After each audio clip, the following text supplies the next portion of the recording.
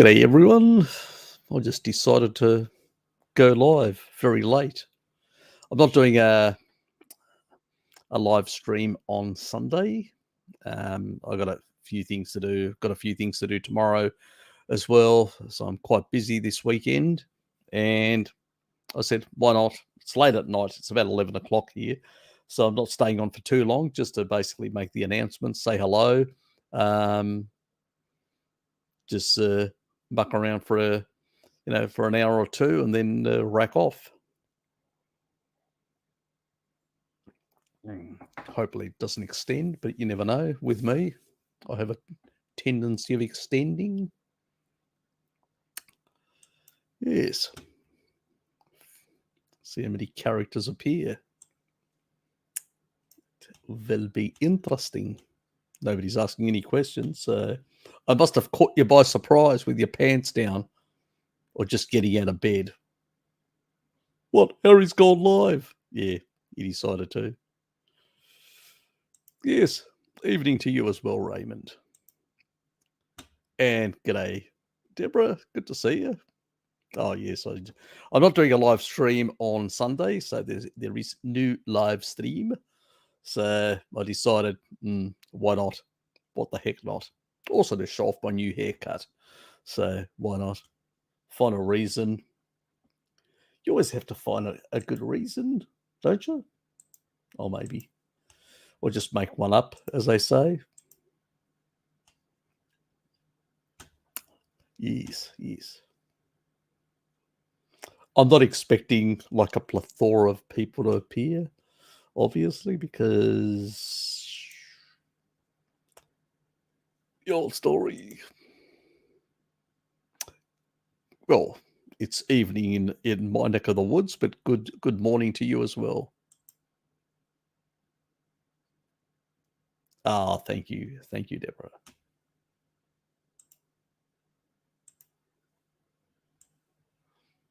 Oops.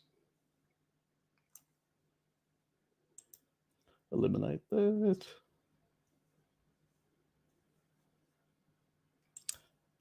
Yes, getting a whole lot of unwanted messages. As it always is. Dave, my man, how are you? Oh, it must be Sunday morning. No. Go back to sleep. You're dreaming. It's all a dream. It's not real. Ah, yes, you have a more aerodynamic head. Yes, I did go for a bit of a tight cleaning up and all that sort of, they sort of removes some of the grey hair up above when you basically go short. So yes, all that sort of stuff. I mean, it's still fairly good length above there. It's a bit of greyness there, still a bit. Oh well, and sides are a bit less, but yes. Unfortunately, not part of that genetic. Genetics didn't really work for me. G'day, Jared. Good to see you, mate. Yes, so I decided just to pop in and say hello since there's not going to be a Sunday live stream, and say hello, see what people are doing. Let me, as always, on a church day, Harry, and happy National Day of the Hellenic Republic. Thank you. I was watching the 25th of which is in the National Liberation Day of Greece, when celebrated the liberation from the Ottomans, pretty much. And there were Tsulyadis there with those white uniforms, those traditional white uniforms. They used to wear white so they could stand out, plus so they could actually basically guarantee that there was enough blood on the damn things. So They obviously could brag. It was bragging rights. I suspect that's why they wore a white uniform. Yes. So, well, that's my theory. And Hronia Pola to you as well. Thank you. Oh my. Half day Friday here. Just sit down and Mr. Harry appears. A restful afternoon is out the window. Oh well. It's only going to be for a short period of time, a fluffy rainbow. So no need to concern yourself too much. I've actually got another video tomorrow that I'm releasing that I did earlier while I was sorting out my laundry. So that was in the later evening when it all sort of finished. I had a spin dry thing that I had to do for half an hour and then hang it all up. And in between the spin dry period, I decided to do a bit of and this one will be released tomorrow. So it's on carnivore diet and insomnia. Yes, it will be an interesting one.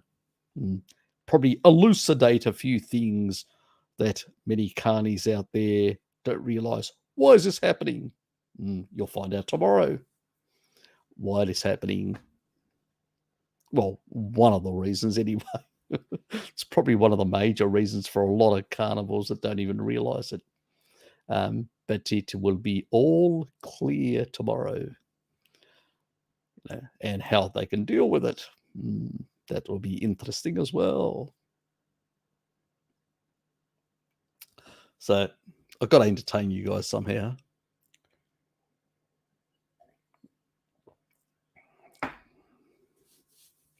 So that'll be early in the morning as I'm going for my walk. So that's another reason why I just said it. So, which is, it'll be pretty much half an hour earlier than what my live streams, the morning live streams, start. So just to give you an idea, so it'll be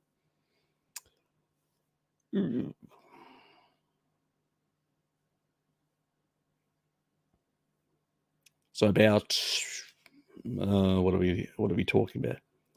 10 hours and 40 minutes from now. That video. So anticipation. I hope you are anticipating. Anyway, any questions, guys? Anything that really is nagging you or you need an answer? I need an answer today. I can't wait until next week. G'day, Dylan. How are you? Go, David. Hi, guys. How are you? Got a question for you.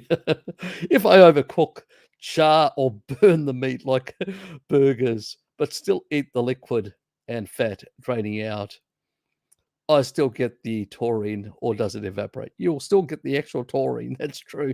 If you get the liquids, and that, yeah, you will.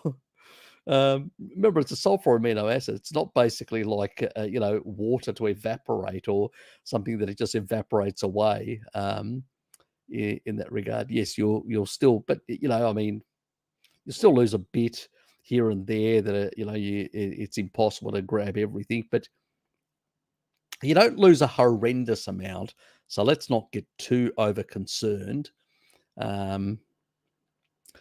It's really the where you will actually lose, David, more would be if you dried out and the actual meat quite a bit, and it's more that drying out process that actually will lose more of it. But it's not a horrendous amount.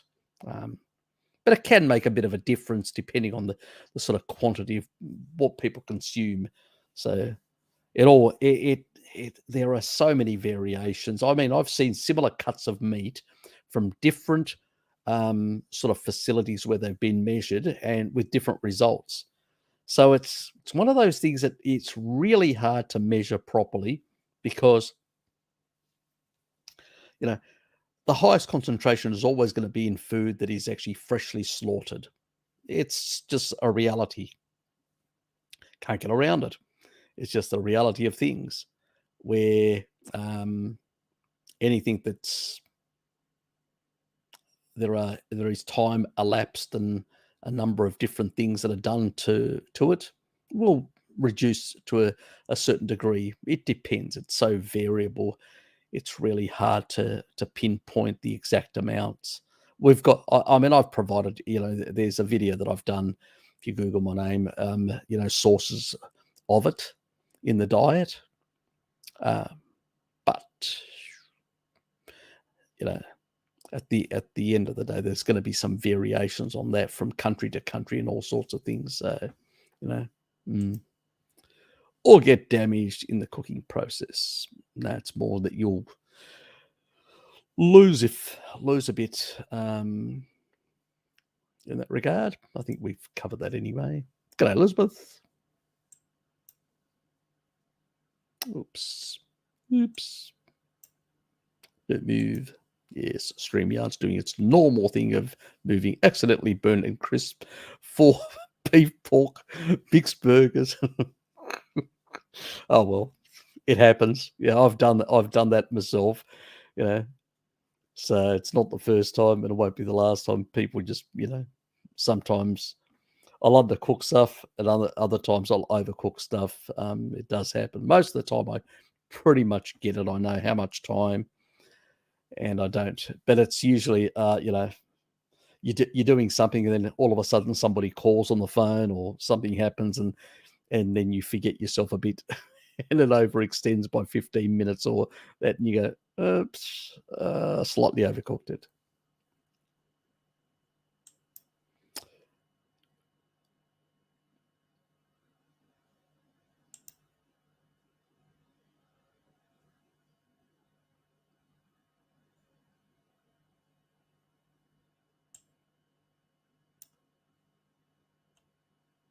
Not a problem, mate. Not a problem. Nah, yeah, it's an impromptu. So I'm not doing a live stream on Sunday. So I'll just something's come up and I don't have the time. So I decided to come on and actually show off my new haircut. It's been a while. Cut up back a bit. Less grey hairs as well.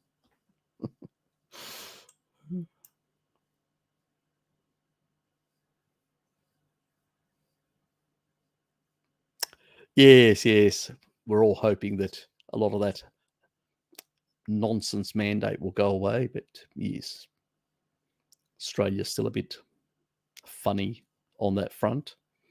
Canada's even worse, but anyway, there's not much difference between them. G'day, Anna.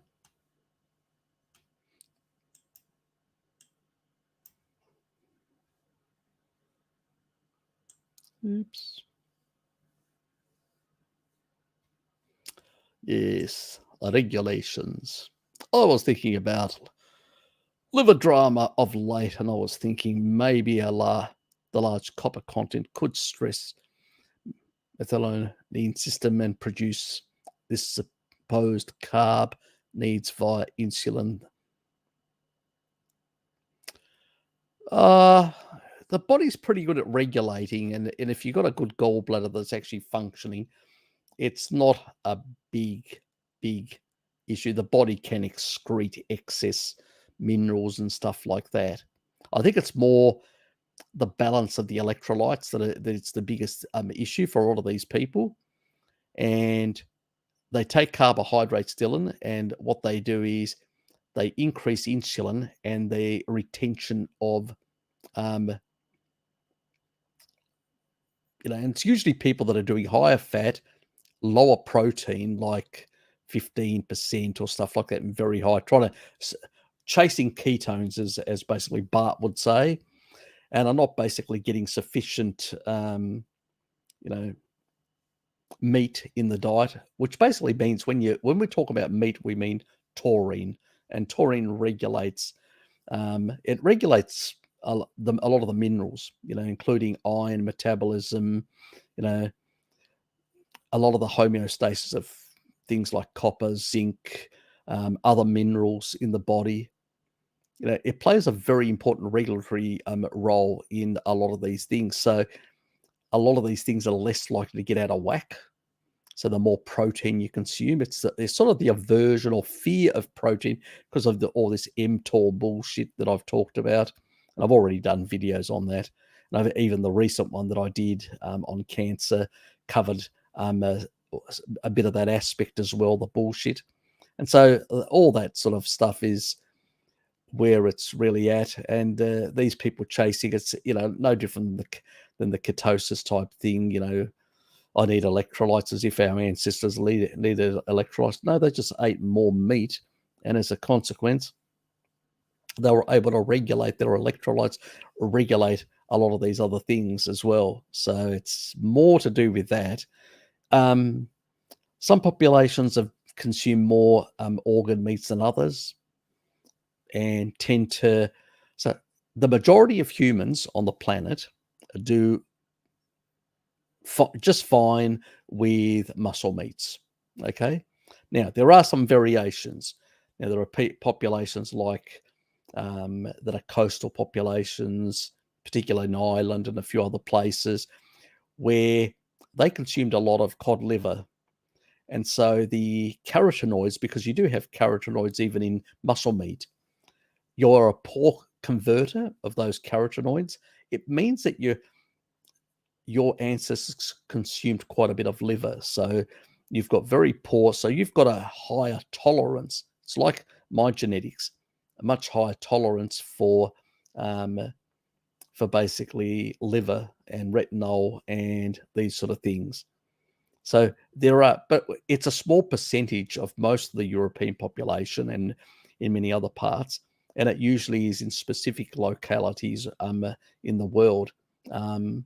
So it's not a requirement for the majority of people, but for certain populations, there may be a requirement for slightly more. It's a bit like my choline also issue. So my requirement for choline, whether from eggs or organ meats, is slightly higher. But that's me. We're talking about a 2 to 4% of the population, minuscule.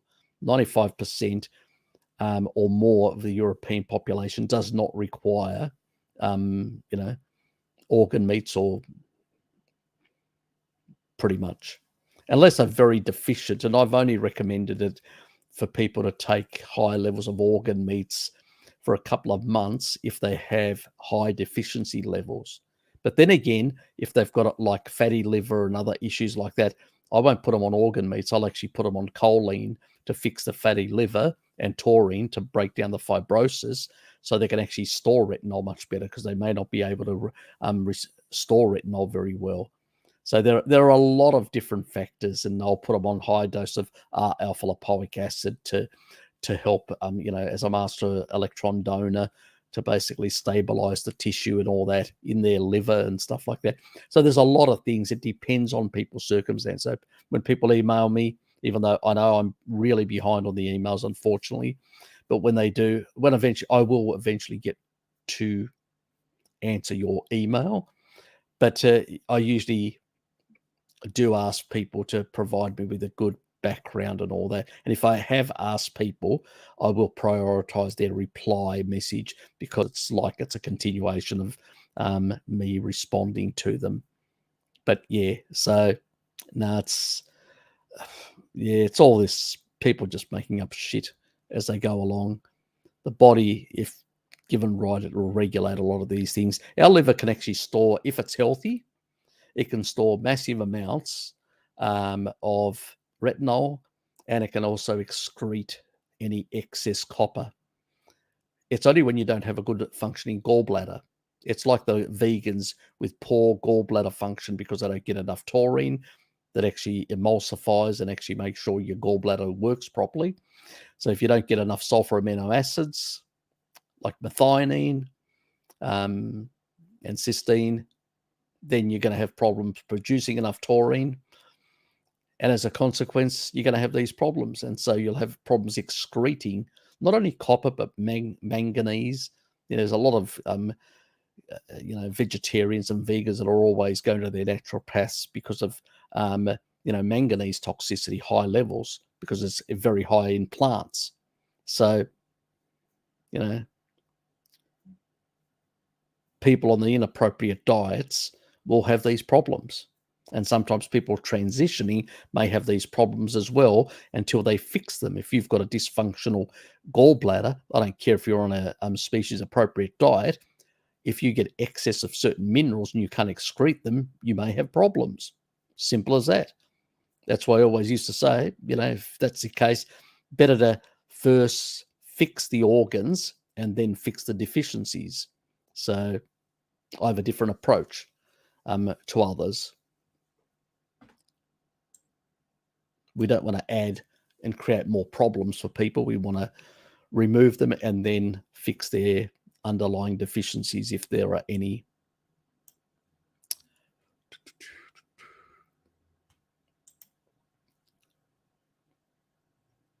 Yes, nothing like calamari, octopus. Yummy.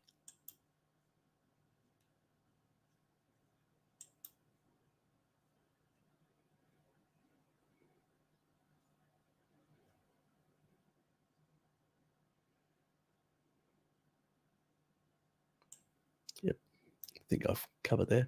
Yeah, insulin can play a bit in more deranging some of these electrolyte situation. It's the reason why even Walter Kempner back in the 1930s, would only supplement when people were on a very high carbohydrate diet, eliminated all electrolytes and only supplemented iron, nothing else. So it tells you a lot about what carbohydrates actually, they mask a problem. They don't fix a problem.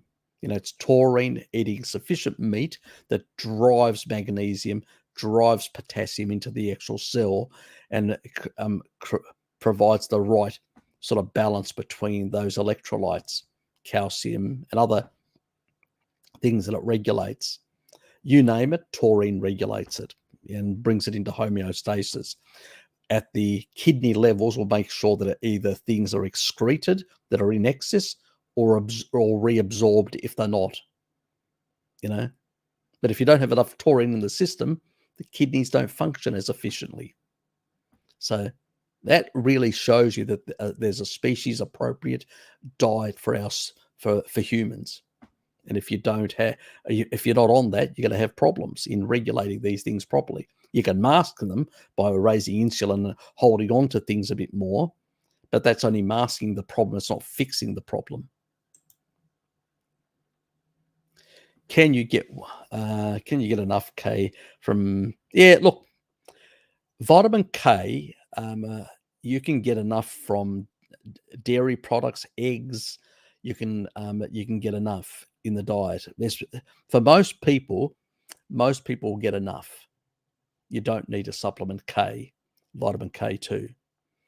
Vitamin K2, I only recommend, and I've got a specific protocol, which I haven't done a video yet on it, but it's specifically, I make sure people are getting enough calcium in it, because we don't want any lower serum calciums to be caused by high doses. And the dosages that I recommend for people will vary quite a bit, from micrograms right up to milligram size of 45 or more, for decalcification, for all sorts of issues. It depends on the person's, so it depends on the health issue that people have. They'll send me an email. I'll look at it, and then I'll actually determine what the actual dosage is. But a healthy person that's got no problems, you can get enough from eggs, dairy, and meat. You do not need to supplement. So if you eat enough of those, otherwise you only basically should look at, there is on iHerb a K2, which is in the 100 micrograms, so which is about the sort of 80, what is it? It covers up a large proportion of your dietary requirements.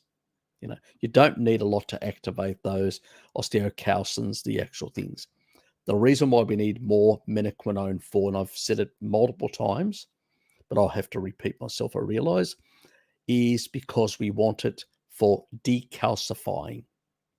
That means it's got that extra hook and go into the soft tissue and decalcify. But you don't want basically large amounts of it getting into your system if you've got no calcification in your soft tissue, because then it can actually lower your serum levels, in particular if you're not eating calcium-rich foods and getting enough protein to absorb more calcium. So there it can be an issue. So if somebody's basically doing a high ketogenic type diet, very low protein for whatever reason, and then supplementing heavily with K2, they may end up lowering their serum calcium, and then they'll get insufficient. If you don't have enough calcium, you know what? You'll increase your heart rate, and also the beat of your heart will be more intense, and that'll actually give it away. So, because sometimes people come to me and they say, "Oh, I can't get my heart rate down." And I go, "What are you doing?" "Oh," and I say, "And why are you doing that supplement?" "Oh, weren't you doing it?" Yeah, I had an actual health issue called cardiovascular disease and severe calcification in my soft tissue. I had a reason for it, and I'd consumed quite a bit of dairy products to make sure I maintain my serum levels. So yeah, exactly. Things are very different. So just to remind people, because sometimes people, yes, I do certain things like, I need choline because I've got a genetic thing. I've discussed it both on my channel and on Bart's channel about my genetic issue so unless you've got a genetic reason as well for choline, do you need organ meats? Probably not. But if you have these sort of genetic things, you may need a bit. So there's a whole lot of reasons for certain things. So we need to be very careful, not just jumping on any sort of bandwagon. General stuff, I usually tell you guys general stuff. But when I'm talking about specifically, and when I've talked about high dose of menaquinone, it's more in relation to cardiovascular decalcification, those sort of things. So, obviously the body can take as much as you throw at it. It'll just absorb it. It'll come out of the bloodstream very fast. But at the same time, we don't want it, because if it's going into the soft tissue and there's nothing there, has a potential of it. I suspect also with a lower, we don't have any research, but with a lower level of meat intake, that means taurine intake, that's probably another factor that could be playing there as well. People doing these therapeutic ketogenic diets, not getting enough taurine, plus throwing this out, and so you've got not enough good regulation. So it could be a number of things in that regard. I still wonder about sulfur molecules. Any artificial sulfur goes into my joints, eventually to brain if big loads. Can't find anything reasonable in research. Look, I don't see a problem with sulfur amino acids like methionine, cysteine, and taurine. These are things that the body's always had. Now, other type of sulfurs that are maybe in supplements, I wouldn't personally consume them. I don't recommend them in that regard. So, but there,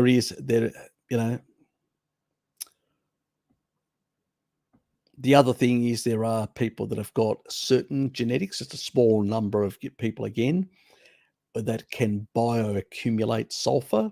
That means they can't clear it out of their system. And they tend to need the other pathway, the choline betaine pathway, to methylate any excess away. So they may need to eat more eggs, which has naturally got both sulfur and choline, or basically just take a choline supplement, or eat enough meat to get enough choline. So usually sorts itself out one way or another. I've never had, it's primarily these sulfur issues. You see them more in vegans and vegetarians. You do not see them in carnivores. So, and I suspect it's basically because they're not getting enough choline. They're not getting enough, of the other important nutrients to do all those conversions and all those enzymatic steps that are required. So it's more that, I think, than anything else.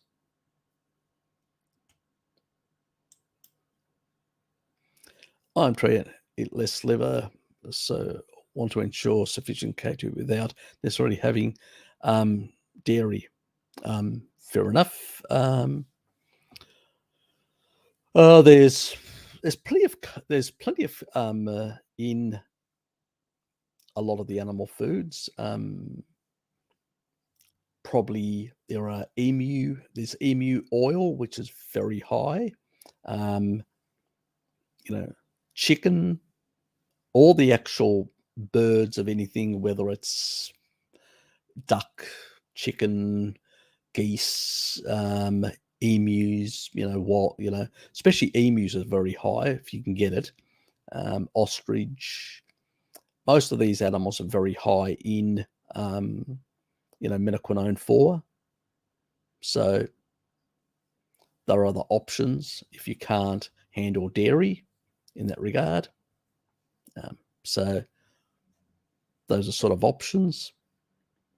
Or you could go for one of those, low, or just eggs are pretty good source as well. So if you can handle eggs, they're a pretty good source of choline and vitamin K and minoquinone 4 as well, and a number of other substances. So they're an alternative to liver, an alternative to supplements. So as well.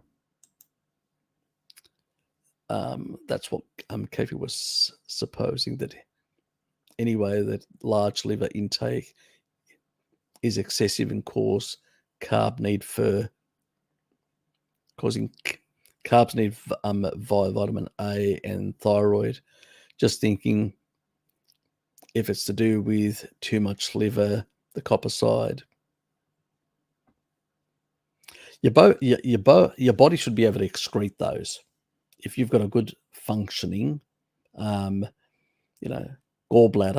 your body should excrete any excess copper in that regard. And your body can store quite a lot of, a healthy liver can store quite a lot of retinol. So, but some people may have some issues in terms of, and then again, people don't need to consume so much. There are a whole lot of other things in liver, not only those things.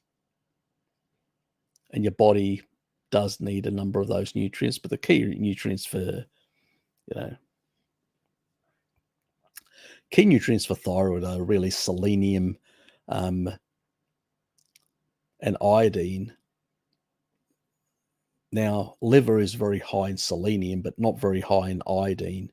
And so that may be an issue there with the liver side of things. So if you're not getting enough iodine and you're getting too much selenium, it sort of can put out a whack, some of this sort of stuff, because you need, for the conversion pathways, you need a sort of a bit of a balance between that. Eggs are a really good source of both. So I've never seen really hot actual research showing clearly. There's a lot of anecdotes, but clear research indicating exactly. Most of the cases when people eat muscle meats, they're eating, steak and eggs. They're getting enough seleniums, enough of all these nutrients that are required for the thyroid. Getting enough sun, because sun's another important thing. Actually, sun will, the vitamin D will temper down, TSH. Also, taurine tends to do that as well. So if you're getting enough meat, you'll temper it down from being too high. So it improves regulation of these things. So, I mean, and the key nutrients that are required for both the functioning and the hormone, conversions and production within the thyroid is really iodine and selenium. So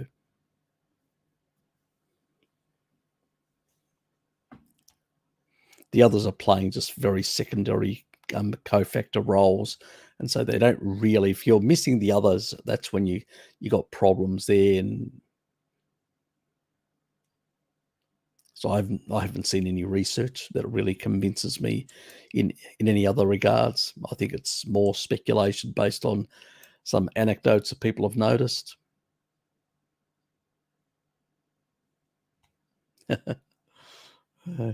G'day, Harold. Good to see you, mate. Just found out I'm also a member of your choline club. I eat at least 3 eggs a day. Good for you. Yes. Very good. Very good for you. G'day, Tracy. Yes, yes. Harry, is it true that if you train muscles like your chest, you should not sleep on your stomach? Because when you crush the chest, you crush the glycogen or metabolites that help repair by spreading. I haven't heard that one. That's a new one to me. So, no idea. No idea.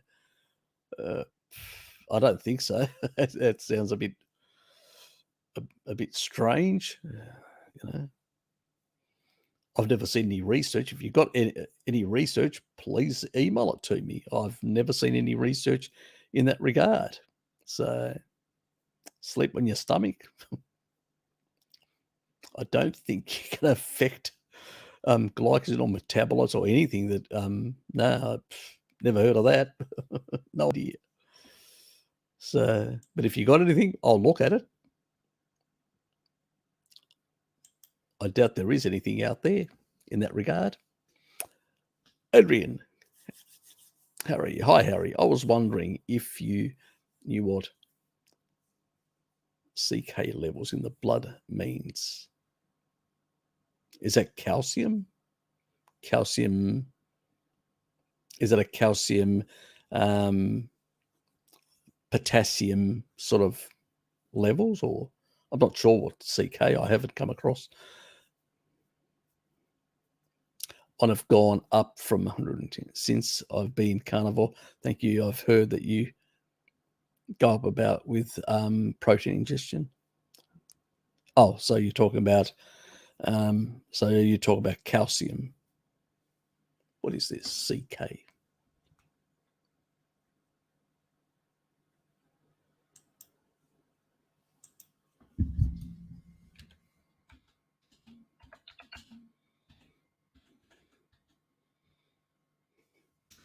Would help if people.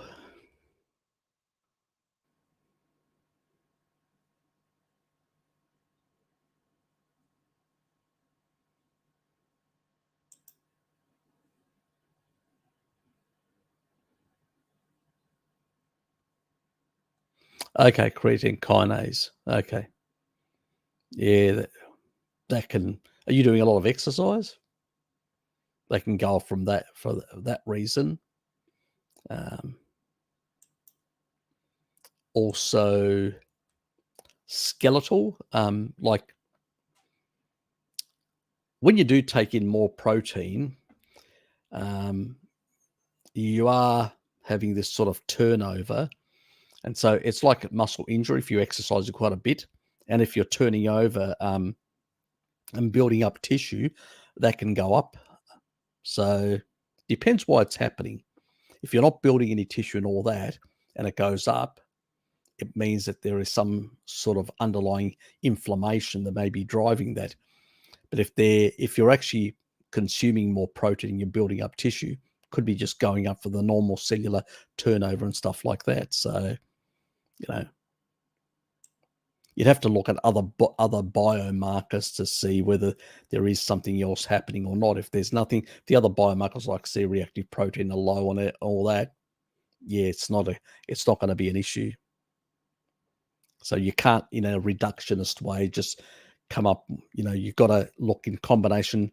What are the other, is there, because sometimes you may see something elevated, but you see all these inflammatory markers go down, which means that this is in terms of other processes. So, yeah, don't, in a reductionist way, extrapolate from one marker. It's like what they do with LDL. They see it high and they extrapolate when everything else is normal or in the much better zone. Does taurine boost GABA by locally regulating calcium? Yep, it actually will reduce the level of excitatory effects in the brain. So it will, via GABA-A, lower the calcium concentration gradient. So it does regulate calcium.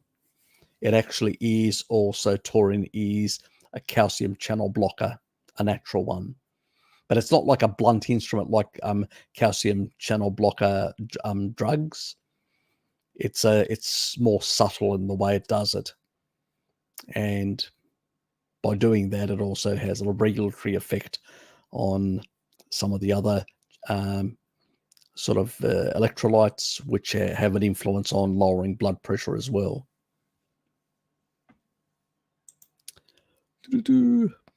Oh, there are concerns about eating smoked barbecue meat from heterocyclic amines. Nope, no, so little, so bloody little that your body can actually deal with it. It's completely irrelevant.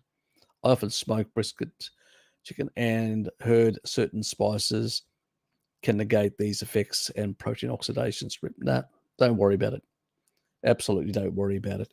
I mean, I've shown that even up to, you can actually cook pork. I did a video on pork, overcooking it up to 3 hours, and it was trace levels of anything.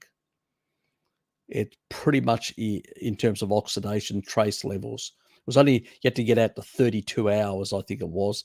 I think it was about 32 hours before you actually had an increase. And even then, it was still lower than the seed oils. So it's the oxidative products and the aldehydes, even after 32 hours cooking. So that would basically char it quite a bit.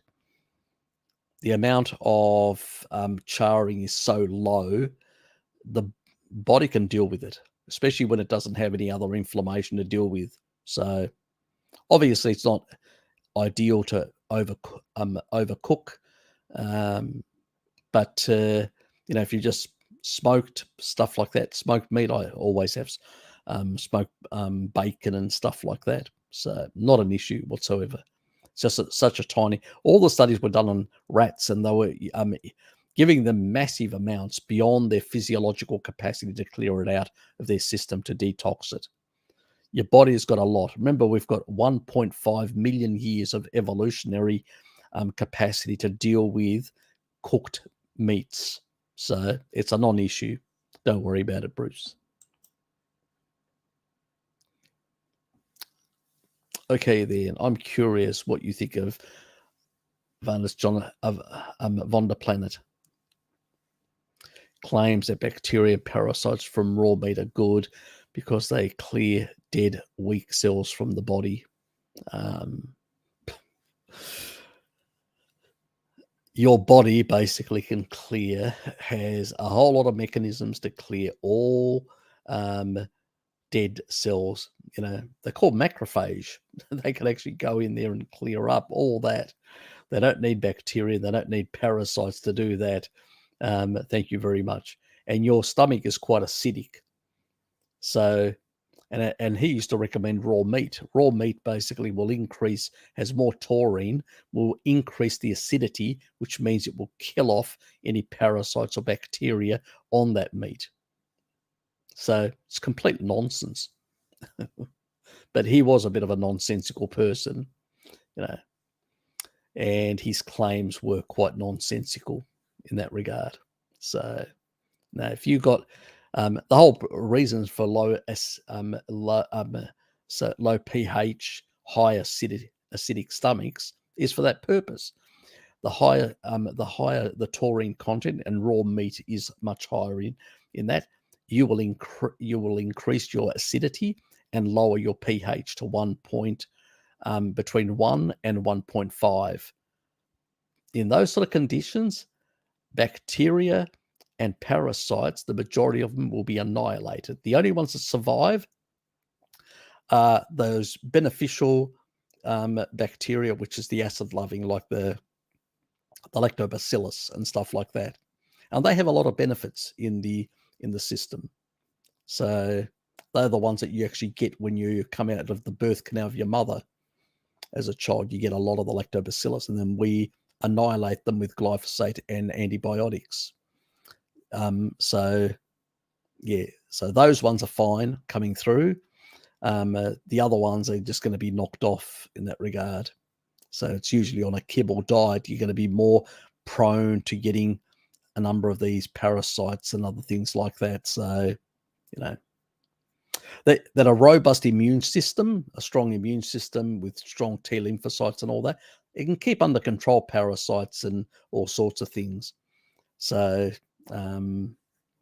certain populations around the world do basically have infestations, others don't. When you look at the Maasai, they're one of the populations that don't, and are way more robust, and others are riddled with them and tend to have some agricultural products within their diet, so tend to eat more plants. So is it a good thing?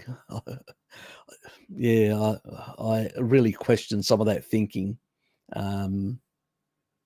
Anyway, I mean, some of even his understanding of these things, how, I mean, if anything, it was the taurine in that raw meat that he was consuming that was actually fixing up his gut. I've done a video on the metabolite, how it actually fixes up the homeostasis through inflammasome.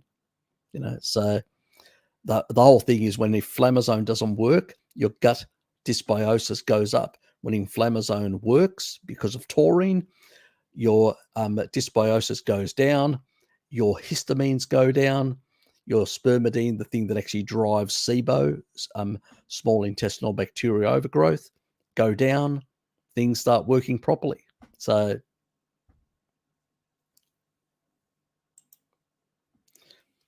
causes for low homocysteine in blood tests. So what's the problem with that? If you're on a species appropriate diet, you will have lower homocysteine levels. Are you talking about extremely low? What do you mean by low? Generally speaking, I did a video on homocysteine. If you Google my name and homocysteine, I take literally the mickey out of Dr. Gregor and his bullshit. So high homocysteine isn't a good thing. Low homocysteine is actually a good thing. So yes, it means that you're actually converting back homocysteine into methionine in a very efficient way. So I wouldn't really worry about it.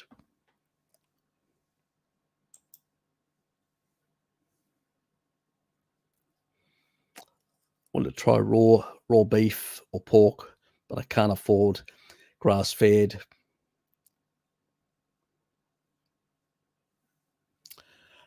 I don't recommend raw foods unless you can get them from a good quality source.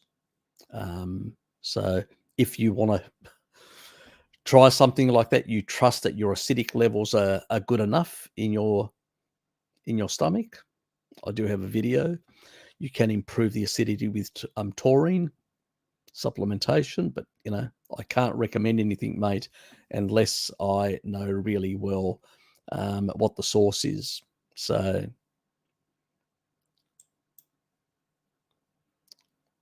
I avoid dairy because skin inflammation while doing carnivore. Would I have to supplement calcium, or should I be getting enough? You should be getting enough. When you eat more protein, you will take up more calcium. Remember, meat has calcium,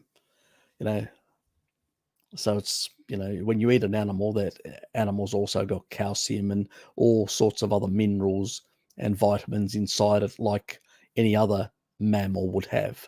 So, yeah, it's populations that were traditionally dairy, they may excrete more calcium. And so that's how they manage the homeostasis. But generally speaking, when we've looked at research, the higher the protein, the higher the calcium levels. So protein, when you have a higher protein diet, it helps with absorption of calcium.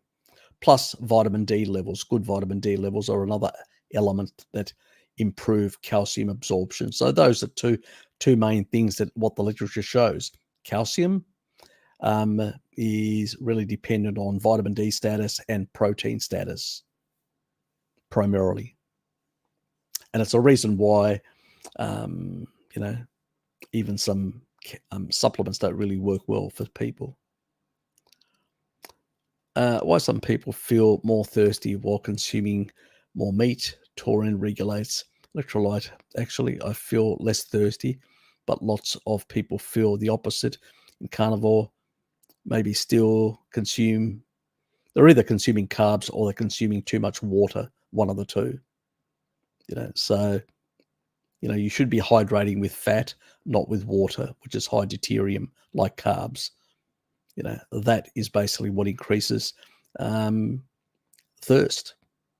People on high carbohydrate diets are more thirsty than people on low carbohydrate diets. You see amongst the actual, people out there in the tribal areas. They don't take any water with them, but they don't need to. It's pretty much like that. I've covered this multiple times, Elizabeth.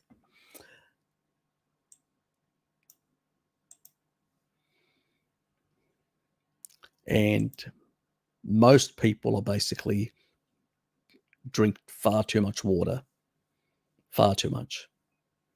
And that's why they get into problems with electrolytes and all sorts of things as well. Harry, what would be your vitamin B2 dose recommendation? Skin issues like acne. Thank you. Look, you should, if you're eating sufficient meat, you should get more than enough riboflavin. Animal foods are very high. Even 100 grams, which is pretty much 3.5 ounces, 3.53 ounces, will give you more than 100% of your riboflavin requirements. So, a glass of milk usually has nearly 100% of what your requirements are for the day. That's if you can tolerate dairy. So it is impossible to be deficient on riboflavin B2. Impossible. Now, when it comes to niacin B3, there you may need more. You may need a supplemental, or you may basically need to prioritize foods that are higher, like pork and tuna. Those sort of foods are much higher. Chicken isn't too bad either. Those are much higher in niacin and B3. So it depends on the quantity. You can still get sufficient from beef, but you need to consume more, way more. Some people don't consume enough in that regard. So it depends. And then you should never go over 300 milligrams. You should stay below that, is sort of my personal belief in that regard, because certain strange things happen. The pathways of gluconeogenesis, lipolysis and stuff like that seem to be affected. And so it's always best to stay around about the 300 and below. Obviously, it's involved in NAD, one of the key molecules involved in energy. Sort of basically, it's NADPH. It's literally electrons. This is recycling of electrons. but in the course of energy production. But I would say you should be able to get enough in the diet.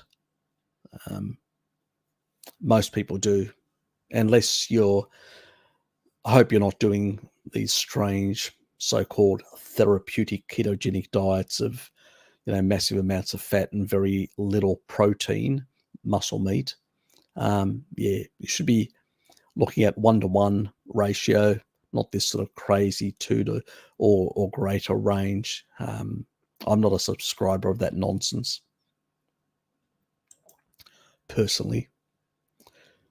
G'day, Neff.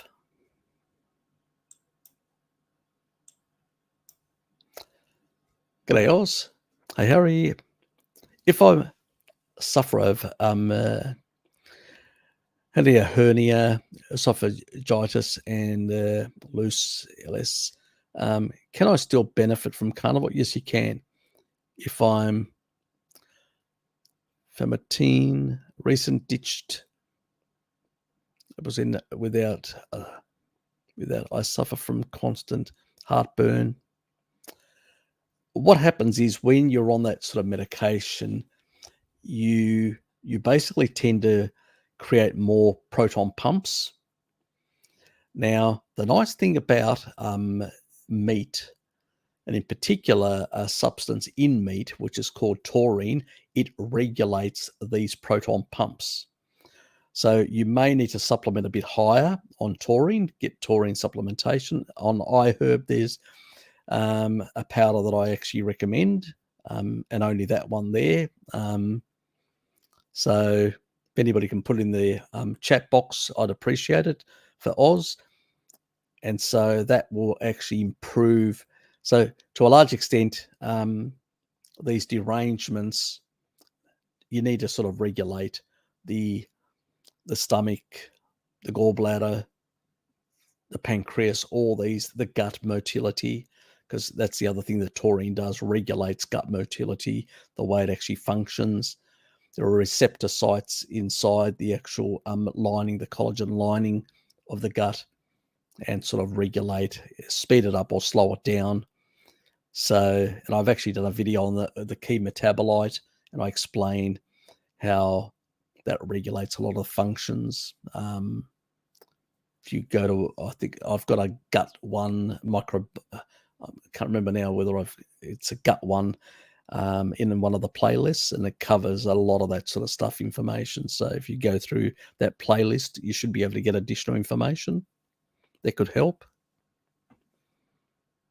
And if you send me an email, I'm not going to promise that I'll reply immediately. I've got a lot of emails to reply to, but I will get eventually back to them and give me a bit of a background story, some details and stuff like that. Then it makes it a bit easier for me to give you something a bit more precise than generalized sort of stuff.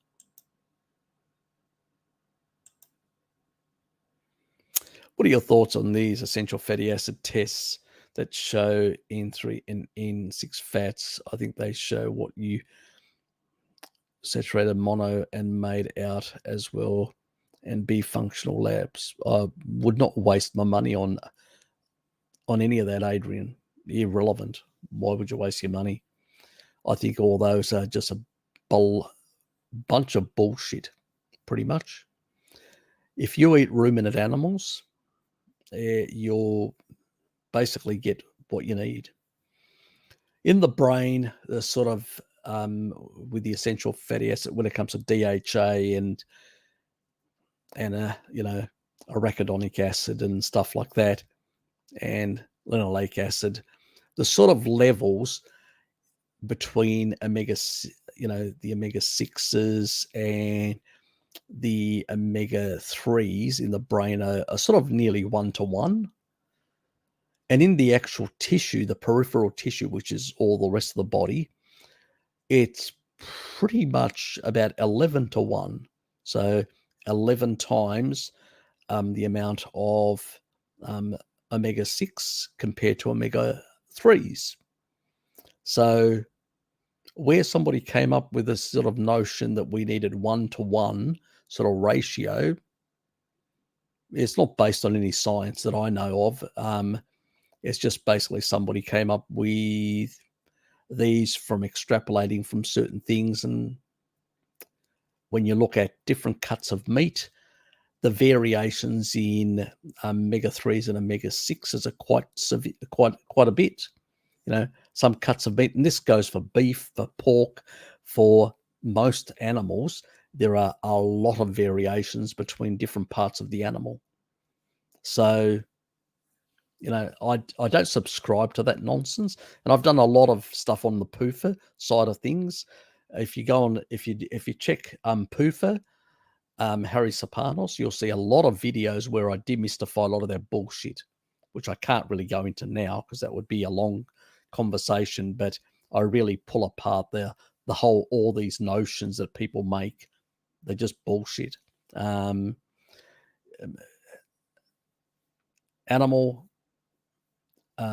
fatty acids, doesn't matter which ones they are. They're in a sort of a matrix which is stable. They don't oxidize. They don't, it's not like plant stuff. But even in plants, the actual fats in a nut are not going to be the same. Yes, you get a lot of the anti-nutrients, another reason why you shouldn't eat nuts.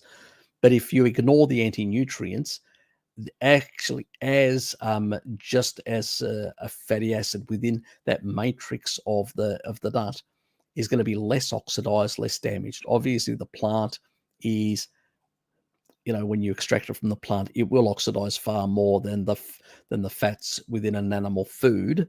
But the levels are trace levels. I mean, even when we cook pork to extreme, 3 hours, trace levels, where, you have to really, to just increase above trace levels, you literally have to go up to 32 hours. It's just nonsense. It's just complete and utter nonsense. What the arguments that people make and all these ratios and all that. When you go on a carnivore diet, or a low carb diet of any sort, what actually happens is your arachidonic acid levels go up. And the only time they come down is when you get an illness, because they are actually involved in healing. So, just because prostaglandins go up when you get sick, that's normal. These are reparative and, inflammatory pathways, as long as they're not chronic and they are acute in nature to deal with a problem. It's not an issue. As I said, people need to get away from this sort of reductionist nonsense about ratios and all that. The body's quite good at sorting this sort of stuff out if it comes from an animal source. It's a non-issue.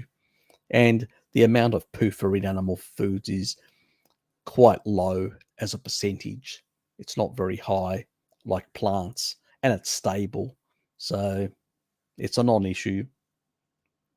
Nothing to worry about and nothing to test for either. So it's just a waste of money.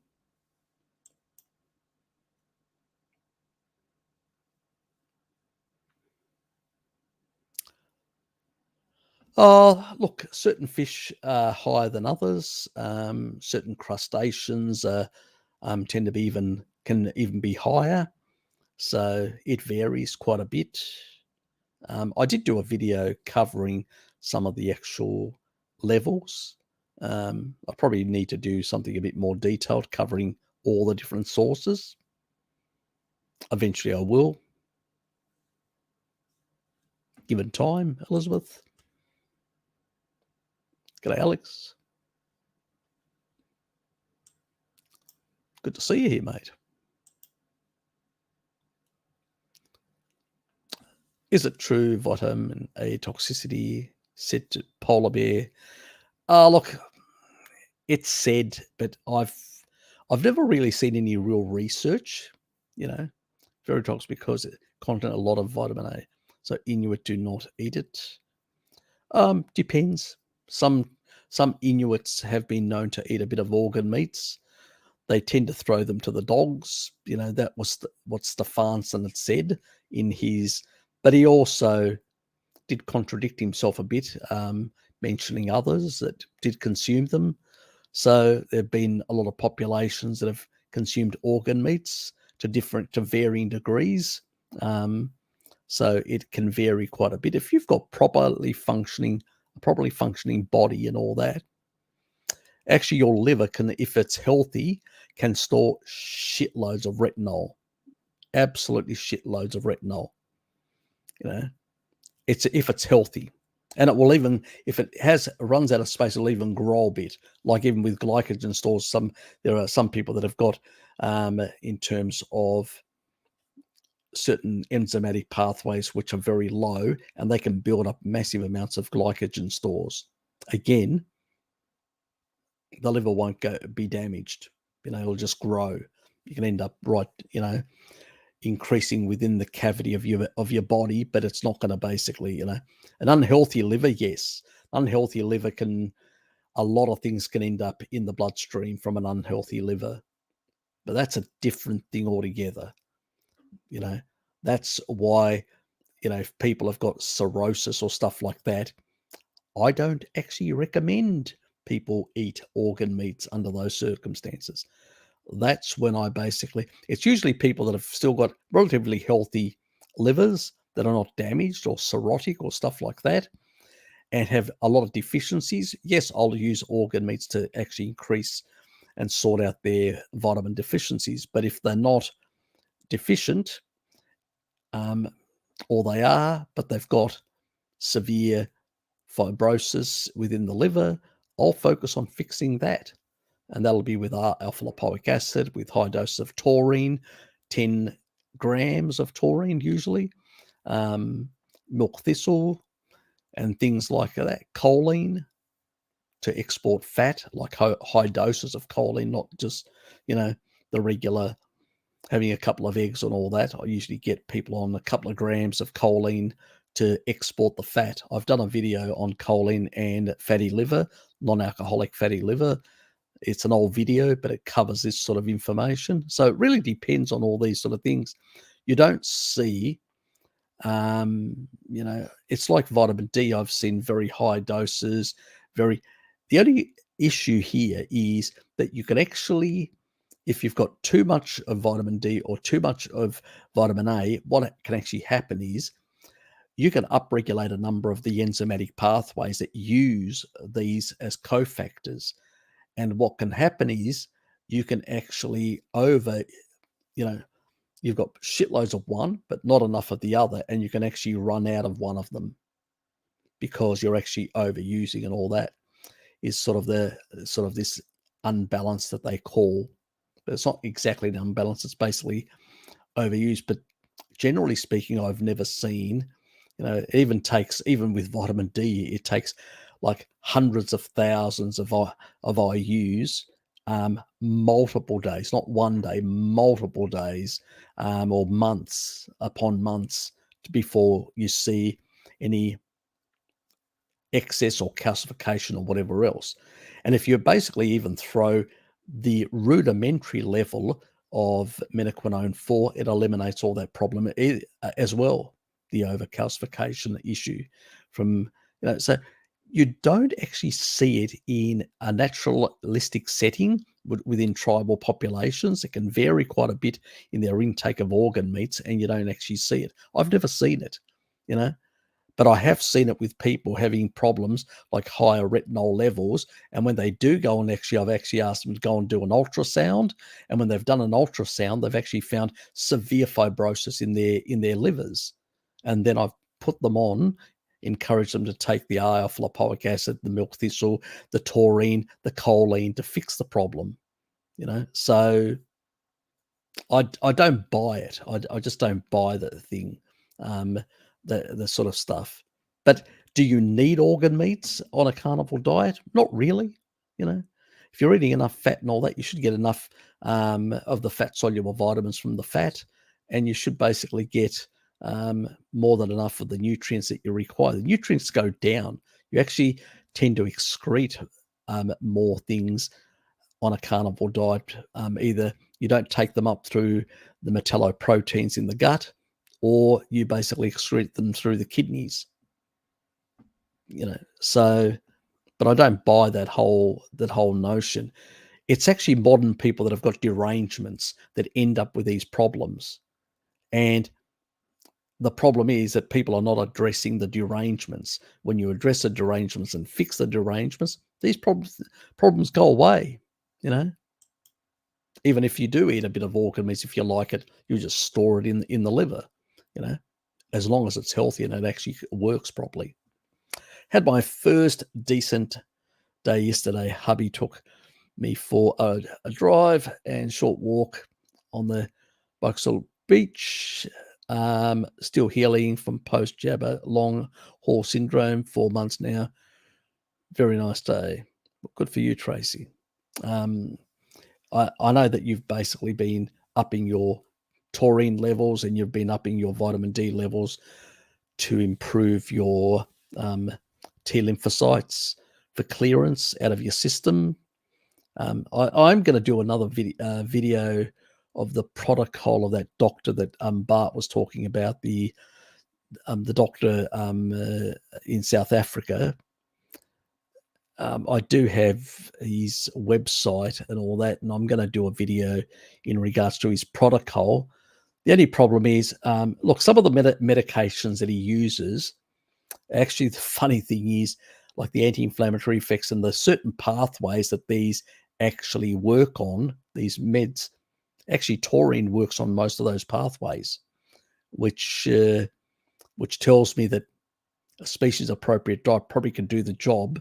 But could some of these other meds do accelerate it? Possibly, as a short-term intervention in that regard. But I will do the video and all that. Now, the problem is, can you get access to them? Most doctors will not prescribe them, and in some of the states in the US and in some other countries as well, doctors are too scared to prescribe them because they may get into trouble with the authorities. That's how crazy the world is. Now, getting them online, I have no idea, or from overseas, no idea. So couldn't help you there, but you could look. This fear of need for copper myths was created for Frankie. Frankie came up with a lot of bullshit.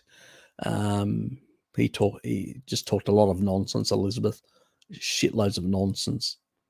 He contradicted himself. I actually asked him to go and do certain tests to validate some of the stuff that he was claiming. Never did. He claimed that he didn't have enough money at the time. So, he was just extrapolating from his own. He's a bit of a hypochondriac, believe me. So, the question of spreading your glycogen if you crash your muscles was a rumor in bodybuilding world, but I'm not sure if it is true. No, and others say it's not. Stretch your muscles as well. Nah, it's just nonsense. It's absolutely, it's nonsense. As simple as that. I've never heard that, and yeah. Probably is a rumor that some people, there's a lot of rumors out there, a lot of things that people say, but when I've ever challenged them, they've never coughed up any evidence or any research or whatever. And I'm going, yeah, it's a bit like that. G'day, Bart. In the house, mate. Bloody hell, must be bloody late. It's 12:30 here. 2:30 where you are. You should check out my video tomorrow. It may help you out as well. So it's about be 12 o'clock, 12 o'clock your time.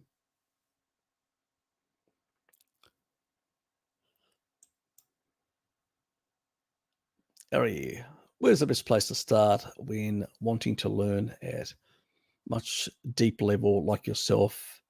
It all seems It's overwhelming. I basically just did research on PubMed. So basically, that's where I did it at, Alex.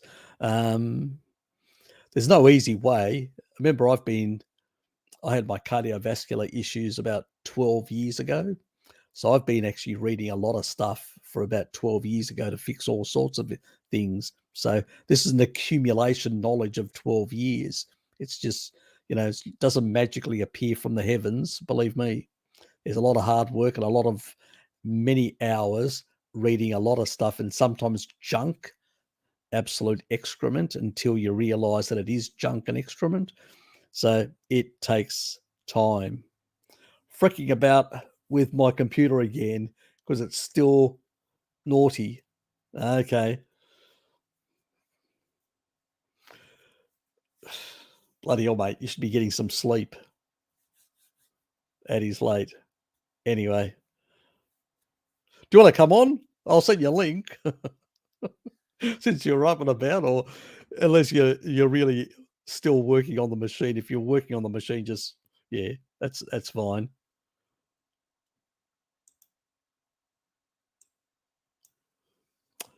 Thank you for your insights. What are your thoughts of these SIBO tests?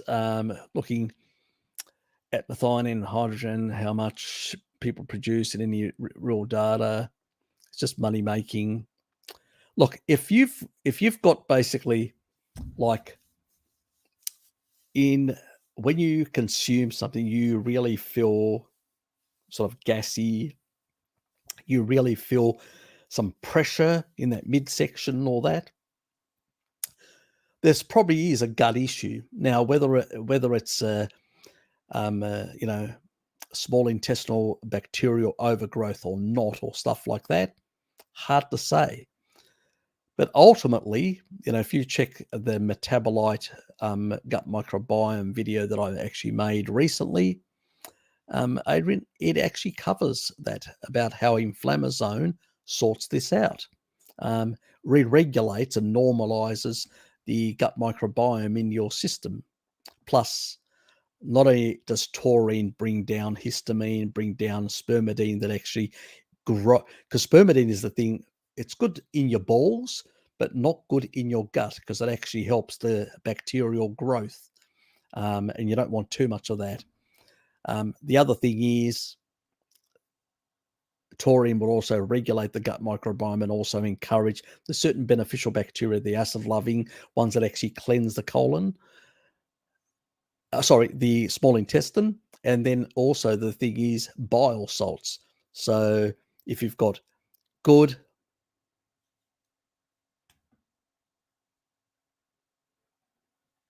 yeah, that's okay. That's not a problem, mate. You do what you need to do.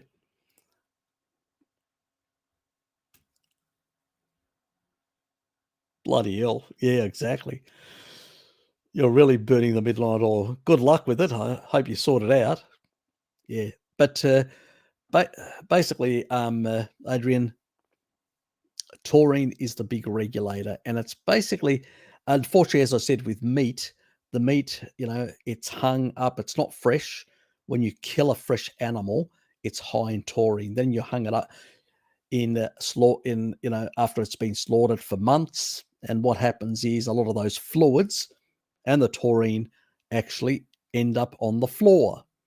And that's why most of our meats that we buy in the supermarket are much lower in taurine. That's a problem because it plays a key regulation in making sure you emulsify your bile so your gallbladder works properly. And that gallbladder will actually cleanse right down to the ileum, where it actually will get recycled. 95% of it reabsorbed at the end of that, of your small intestine. So that's where also fat, soluble vitamins and fat and everything else is absorbed via there. So that's where your big problem can lie with SIBO. If you re-regulate the gut, well, you don't have to worry about SIBO and all these tests and all that. So it's really basically, sometimes you have to go clean, go steak only, supplement with taurine, and basically get the whole thing to work properly again. So those are the things. How long it takes, depends on what state your gallbladder is, whether you've got sludge through your gall ducts or stuff like that. You will notice that because you will get intermittent going from, you'll be switching violently from a state of constipation and then diarrhea, constipation, diarrhea. I had that as well a couple of years back, and that was due to sludge. And it was just these streaks through, where other people that just have stones and they come out, it all resolves under that. It just, everything normalizes. But I, had this long period of time. So it really depends. You can just be unlucky. I just had to go. I realized towards the end that I was doing it wrong, and I actually went up to about 10 grams of taurine, which accelerated the whole problem, the process. Now, that was a bit uncomfortable as well for a couple of weeks. So for a month, I did suffer quite a bit with, let's say, having to be close to a toilet. But it did eventually resolve itself. It's when we do it species inappropriate things for far too long, we do pay for them, and it takes some time to sort out. And so you can either go the slow way, or you can really go the impatient way like I did. And yes, can be more unsettling. Take a few days off from go on holidays, take a few days off work. It's much better, because one of the weeks I actually was at work, and let's say it wasn't a comfortable experience. Luckily I didn't soil myself, but it wasn't a comfortable experience. It's, and then I just said, nah, can't continue this, and I had to take a week off. So not always an easy thing to deal with. But I wouldn't waste my money on, things. If you eat properly, species appropriately, things do resolve eventually. Just have to be patient. And we've got the little biohacks with a bit more taurine and stuff like that, which tends to fix a lot of these things up. It's the reason why I was going to say earlier, why raw meat, people that come off a very deficient diet and go to raw meat, they tend to get a lot of resolution in their gut because of the higher taurine that is in raw meat.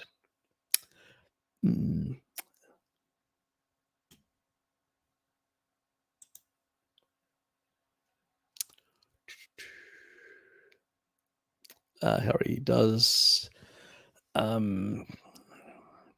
whatever type of cheese mixed with meat and fat can engage. Most cheese is very, very low in carbohydrates. You'd have to eat massive amounts to basically even get anywhere close. You'll still be low carb even if you eat quite a bit of cheese. I wouldn't recommend it in that regard, but most cheeses only got a couple of grams, and even if you're to consume, like a kilo, you'd still probably be about 60 to 70 maybe grams of carbohydrate. You'd still be low carbohydrate. So yeah, it's a non-issue. But yeah, it'd be a hard slog to consume that amount. I just consume about, most days, anywhere between 100, 150 grams of cheese. I don't encourage people to eat shitloads. It's more than enough. So, which is what, it's probably got about 6 grams all up. And then glass of milk, it's got enough, another about 10, 16, all up about 16 grams for the day. So usually it's, I'm way below within the ketogenic range. So it's completely non-issue. And I'm not drinking milk every day, and I'm not consuming, sometimes I just consume, or I don't consume at all, any dairy. I just don't feel like it. So I just make, like, what was it, the day before, I just basically binged on eggs and bacon for the whole day. So I had 2 meals, and they were bacon and eggs. I had bacon and eggs, and then I go, couple of hours later, I go, I wouldn't mind bacon and eggs again. That's what I did. So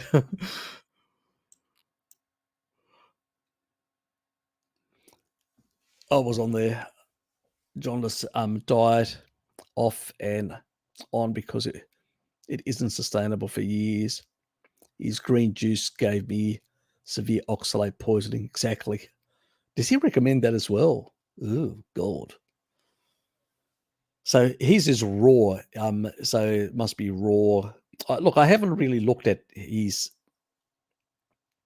All I've heard is that he consumed a lot of raw meats from most people, and he had some strange ideas, and he consumed some. I think he also consumed um, I think some raw honey and stuff like that as well. I think he consumed it, you know. But yeah, I didn't realize he consumed also green juices as well. Okay, so it was just all raw type stuff. Okay, so plants, animals, whatever. Okay, yeah. Some of these things need to be cooked, So most plants in the past, people just cook them. This sort of raw consumption of plants, because cooking actually reduces some of the anti-nutrients in those plants.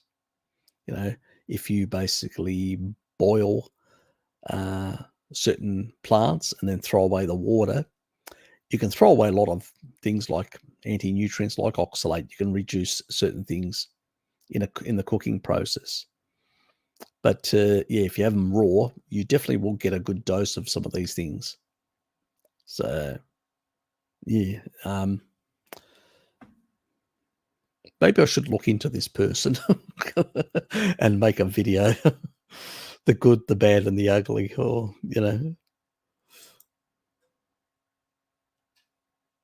coconut smoked side pork. Listening to H made me hungry. Why not? Why not? Yes.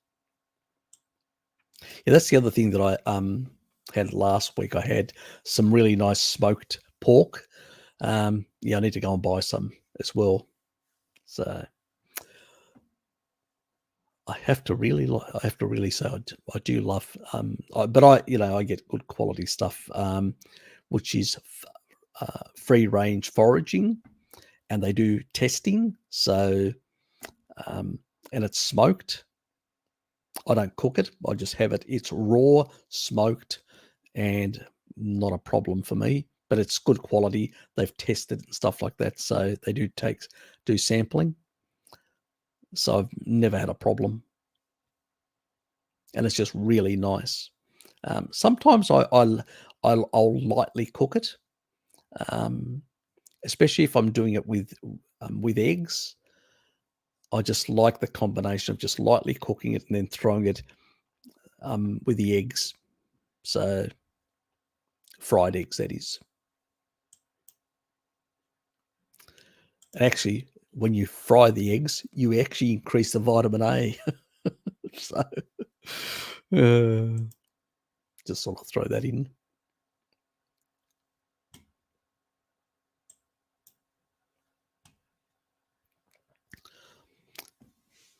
Can intolerance to fat be caused by increasing bile flow, upsetting a dysbiotic gut? Yep. If you've basically got some derangements and all that, yeah, it can. A lot of the issues with fat are due to, nearly 90% of the time, it's due to problems with bile flow, with bile, and it means gallbladder issues. From my own experience, and so Sometimes you've got to go a bit higher in the terms of taurine to emulsify using also. And because unless people do go and scan their liver and see what state of affairs is there, because I've got no idea. I mean, I don't have a God's eye view on people's livers, in what state they are. If they're fibrotic and in a bit of a mess, it will vary what I recommend in terms of dosing of certain things. Now, obviously, if you were to take a couple of grams of taurine, a gram of choline, it's not going to harm you. These things are in the animal foods. It's not going to harm you at all. Take a bit more and see how you feel. But generally speaking, if you want to regulate things a bit faster, you may have to take a bit of a higher dose. And the biggest problem is just the food supply. Supermarket food is supermarket food. Most people that have actually, I've got Alex from the Netherlands, and he had a couple of problems, and then he upped his dose of taurine, resolved everything. So he's pretty much convinced that it's next to godliness in the weight. And when you look at the research, it's pretty clear.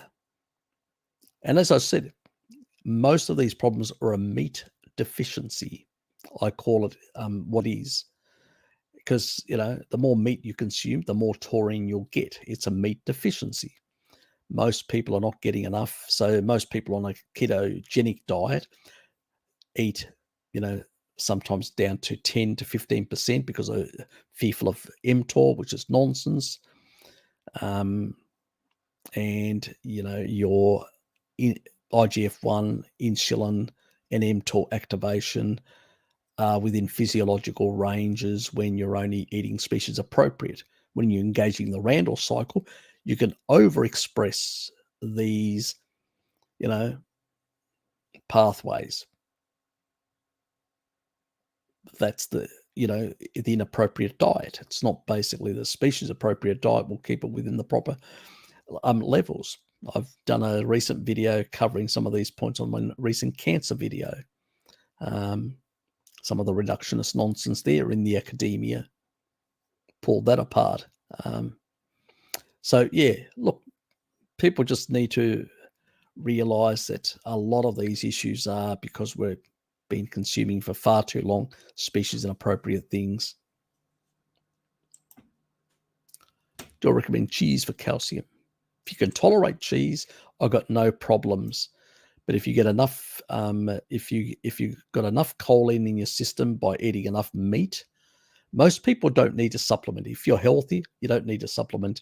Now you can get some benefits from supplementing taurine, like for younger people, myostatin inhibition. So you do it 90 minutes before doing hypertrophy training. That can help. So it depends. So, good day, Nathan. Not all. You're a madman, Harry. Yeah, I probably am. It's nearly 1 o'clock here, so yes. Goddamn, best source of calcium per gram. Also the most bioavailable, especially Parmesan hard cheese, aged cheeses. Yes, I have to say I do like all those sort of cheeses myself. It is very difficult to express how much you, Bart, and this community have helped me during the last 4 months. I especially, you're all so much, appreciate you so much. I've learned so much. Thank you very much. You're welcome. I think you're welcome also from Bart as well, but I'll do it on his behalf. Well, that's the whole purpose is to bring up new things and issues and discuss them, and you're in Sydney, Nathan.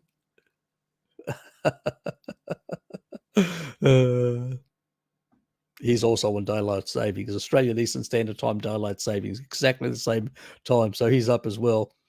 So we're two mad men from Australia, two mad Aussies on my live stream. This one. I still don't know how to quote people, but to that person asking about SIBO tests, check Dr. Robert Comas' recent video on that topic. David, you only have to look at my video. You don't need to look at Robert's video. I cover it pretty well. If you want to clear out, I don't recommend any veggies, David. I don't think any veggies are required, period. Are there some veggies you can tolerate better? Yeah, you can. I mean, probably pumpkin you could tolerate a bit better. Things like carrots you could probably tolerate a bit better. Kosh lettuce you can tolerate a bit better.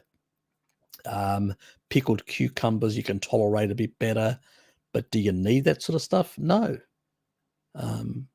They do have some anti-nutrients. You can tolerate them depending on your background genetics, but do you need them?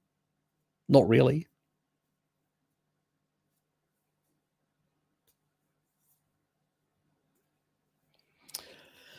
No, it does. Elizabeth doesn't. Yeah, taurine does not break a fast. It's a sulfur amino acid. It doesn't raise mTOR at all. Doesn't have an effect on mTOR. It may have a mild myostatin inhibition in that regard, but it's not an activator of leucine is the key one, and even there, it's only within a certain framework, a certain amount of time. So, and as I said, fasting or autophagy is not a continuum like that. You're always in a state of autophagy. It's a pulsatile. So as you take out organelles and garbage out of damaged organelles and other fats and proteins, and they come into the bloodstream out of every cell, what happens is it raises some of these anabolic pathways, IGF-1, mTOR, so they actually rise slightly, and actually you swing out. They will, then the body will utilize that out of the protein pool that's being created, and then you'll basically go back into autophagy. You go through this pulsatile thing. It's it's not a continuum. Is taurine affected by heat? No. You can put in your morning coffee. You can put it in anything you like, Tracy. It does not affect. Don't do it too early. I don't recommend it very early. I do like the dawn effect, because if you do it too early, what it does is it lowers blood sugar. So you don't want that. The dawn effect in the morning, you want basically some free fatty acids and some blood sugar to get to rise a bit, because of because it will blunt the effects of cortisol, and we don't want that. Now, you go through a cycle. These are sort of diurnal cycles of circadian rhythms, and about 11 o'clock is when your cortisol is the lowest. At that point, that's when I will put any taurine, if I'm going to put any taurine. If you're exercising, keep it for later on, 90 minutes before you're exercising. So that'll enhance your hypertrophy, especially if you're doing weight exercises and stuff like that in the afternoon. The other thing is, in the early evenings, it will normalize cortisol levels, bring them to the low levels, and it will magnify the effects of melatonin. So a lot of people, because of blue light exposure, and also stress, general stresses of life and all that, tend to run slightly higher cortisol levels in the evening. With enough taurine, you can actually blunt that down and bring it down to normal levels. And magnify the effect. I did a recent senolytic one to magnify the effects of senolytics as well. So if anybody wants to how to kill off, things that shouldn't be there, check that out as well. Oh, thank you, Tracy. Thank you. I had it. It was today, actually, earlier today. G'day, Bert. Oh, thanks, mate. Thanks.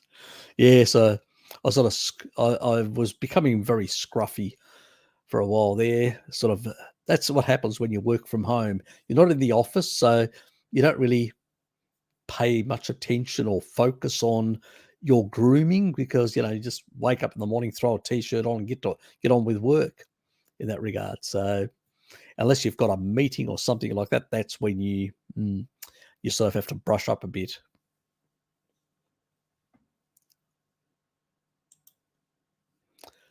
What's low? Stomach acid, a cause of acid reflux, heartburn, etc.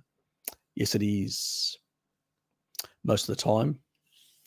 But it can be also if you've actually been on medication like she has, that can actually affect the, when you sort of come off it or whatever, it can actually, your proton pumps can over.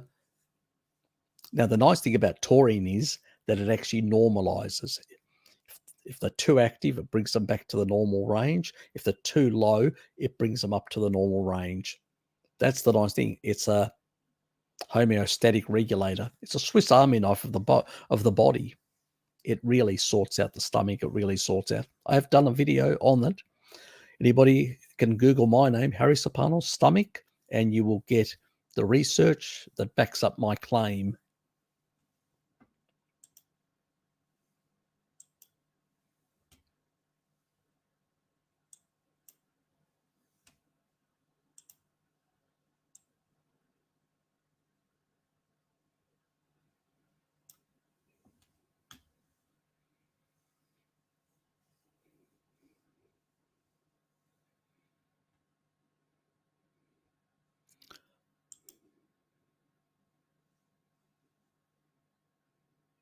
But still having problems with his computer.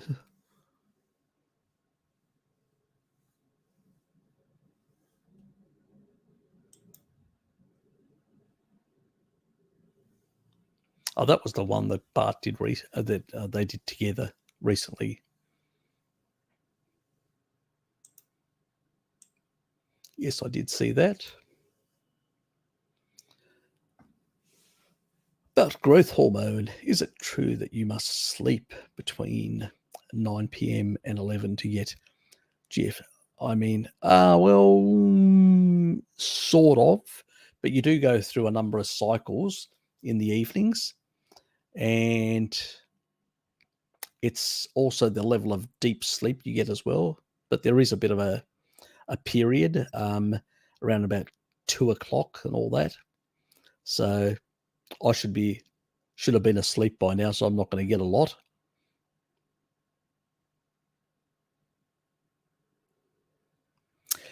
Not really. If you get enough of the hours, see, some people who are night owls like me that have got genetics that tend to be, we would have been in the sort of hunter gatherer days where we would have been the lookouts. About 50% of the population are night owls. They've got the genetics for night owls. So our circadian rhythms tend to be later in the evening. So, where it could be 9 o'clock, most of our circadian rhythms are in the 11, 12 o'clock range. So no, that's not actually the case. And then, other things like exercise, like fasting in particular, will raise, growth hormone goes quite high, especially after 3 days of fasting, really high. So there are a lot of different things that influence growth hormone, including sleep, good quality sleep, something I'm not doing tonight. Harry if you consume a kilo cheese, sitting a carb count at least. Nah. Depends on what your gut microbiome's like, whether you could get an effective, a certain level of constipation. Some people are more prone to it, but it depends again, as I said, if you're missing certain bacteria like Bifido infantis, a number of the Reuteri and Rhamnosus and many of the others, the lactobacillus types. If you're missing those, there's a high propensity of getting sort of constipation. So it really depends. There's plenty of people that consume. I don't know of many people that have consumed a kilo of cheese, but there are many people that do consume quite a lot of cheese and don't have this problem. So, but some people, even with small amounts, can actually be constipated. And for those people that tend to be also have, and it's usually a gut microbiome problem, because usually they go from diarrhea. Like I had one person who she basically started taking Reuteri, which is and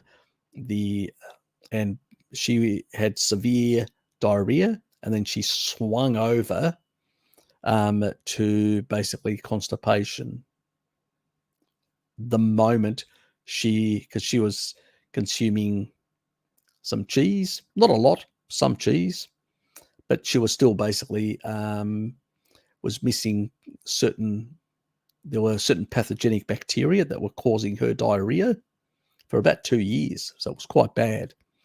And then once she took the Reuteri, which I talk about in some of my videos, it's the one on iHerb, which is the Swedish one, the BioGaia.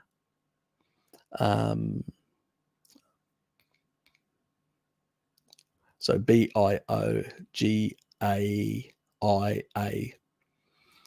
And yeah, she went the other way because she was missing a number of these key bacterial strains that prevent this from happening. So she had to ease off the cheese and then get a whole lot of other lactobacillus strains.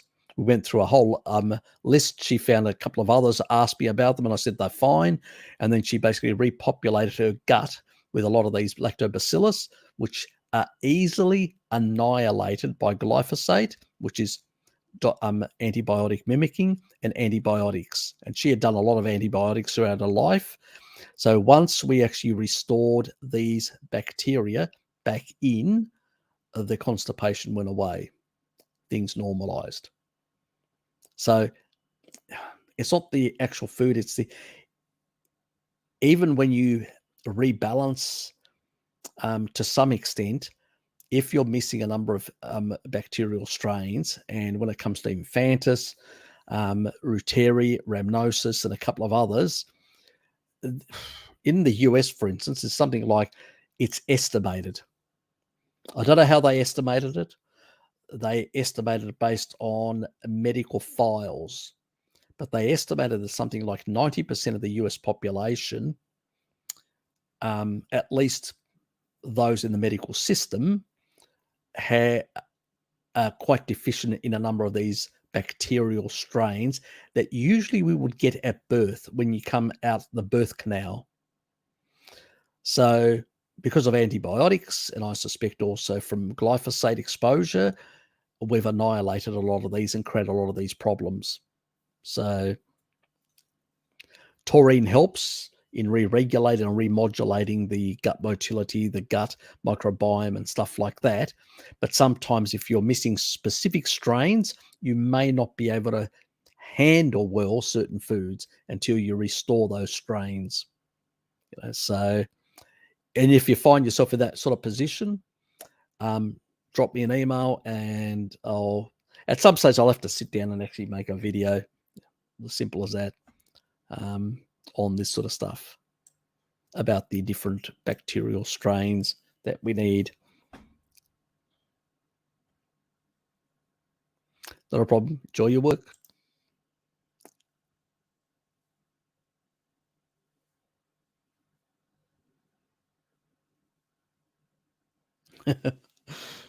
Oh well,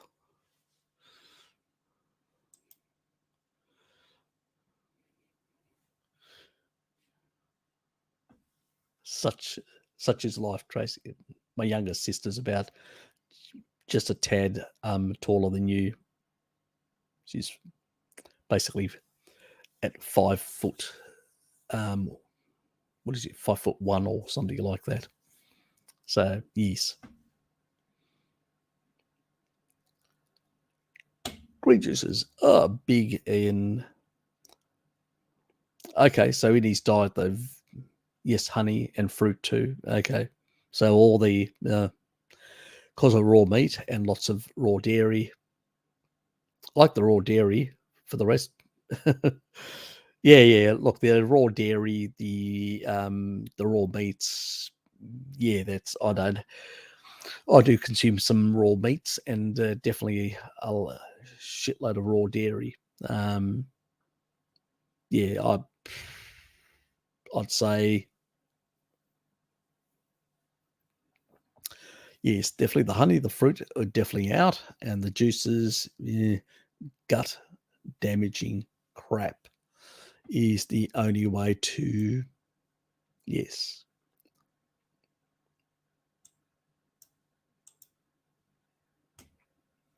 So what happens to those trace carbs on the cheese, eggs? Do you get used for energy or go into storage?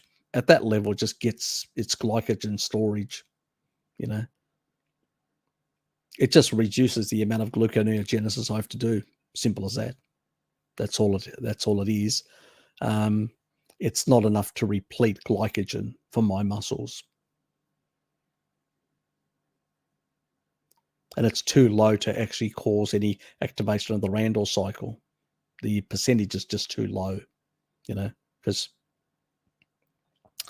if we look at kilocalories, which is a definition of heat, but just for argument's sake,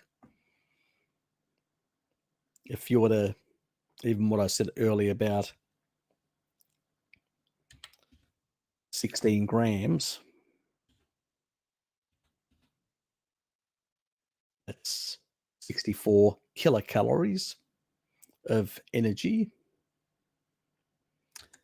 If you'll divide that by 2,000,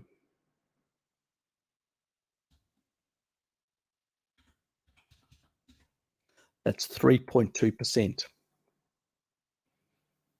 That's still in the low carbohydrate range. You'd still be at 10% or 15%. You'd still, yes. So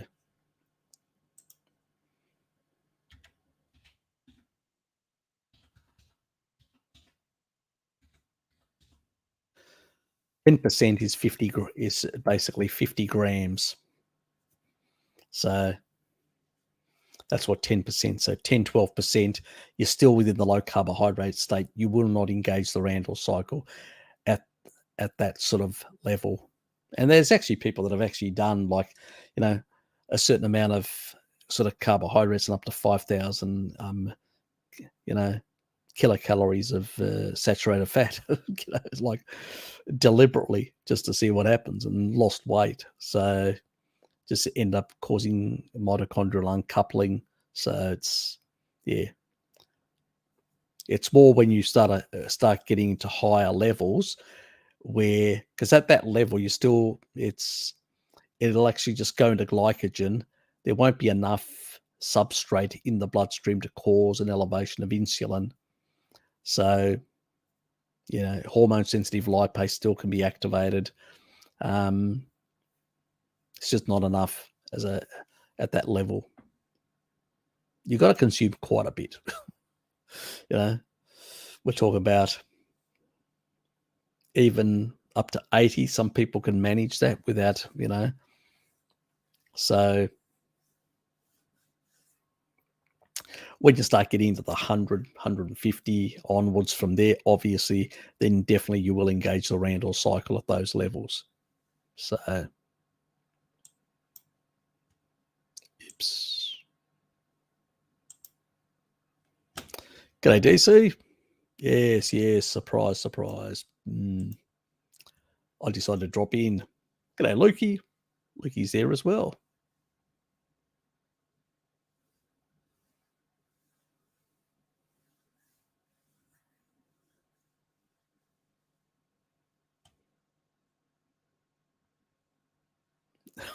I'm watching some dodgy movie. Fair enough. There is a bed in your house, I hope. I think we covered that before. We covered that before as well.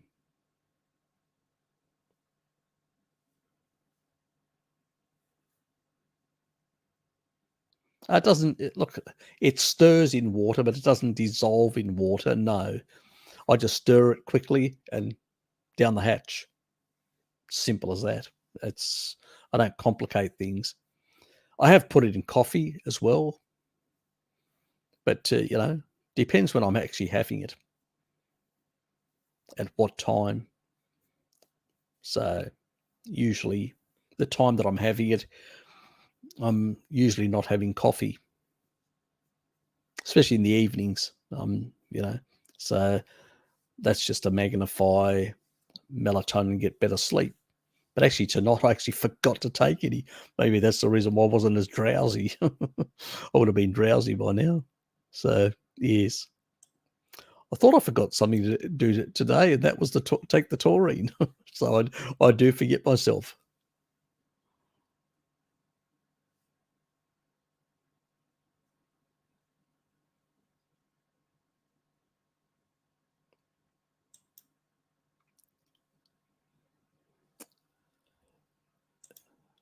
Oop, nope, because we cook stuff and taurine's still in there. And if you boil stuff and you still take the actual water in boiled meat and stuff like that in the broth, yep, that's still fine.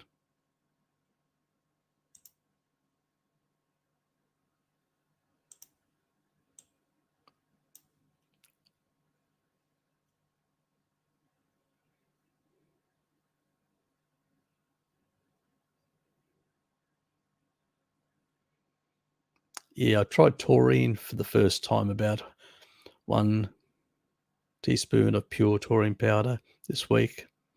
An hour later, I was on the toilet in so much pain, I thought my colon would rupture. Seems weird. It does seem weird.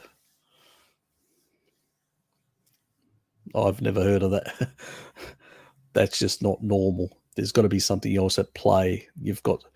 You may have had an underlying issue that what it's maybe you had stuff in your colon that wasn't actually getting out for whatever reason. And this has sort of increased the motility and actually tries to forcing out. But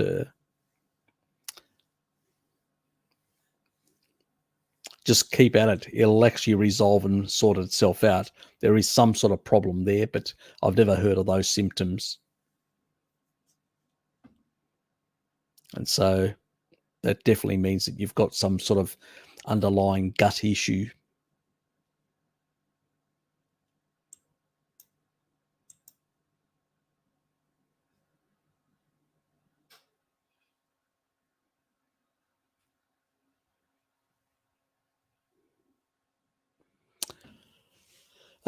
When it comes to if you get a pharmaceutical grade leucine from a reputable company, um, most like Dad gets Body Ripped, so that's the one he gets from a local bodybuilding outlet down here. So I picked it up for him initially, and now he goes and buys it himself. So the brand is called Body Ripped.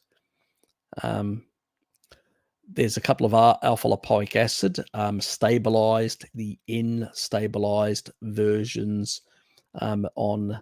So if you go stabilized alpha lipoic acid, you will find the brands on iHerb. There's a couple of brands. They use the same company that produces a stabilized form of alpha lipoic acid. So then it's just really a price point, which one you pick and what fillers they have, what other things, what are the other ingredients.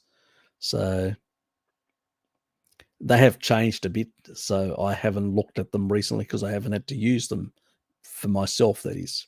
So just take a look and just make sure that there's no, the ones with the least fillers and other stuff in there are probably the least problematic.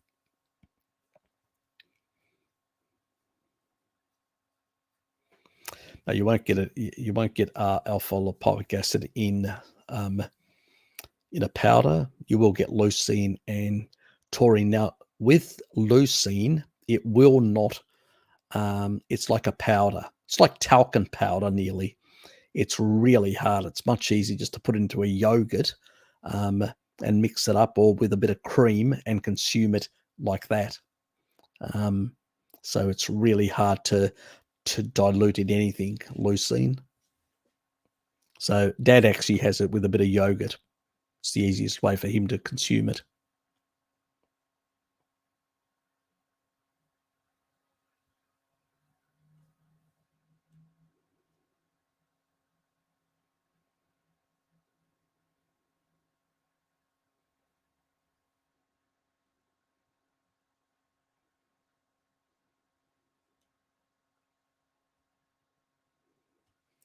So what's Nar saying? Yes, I have constipation.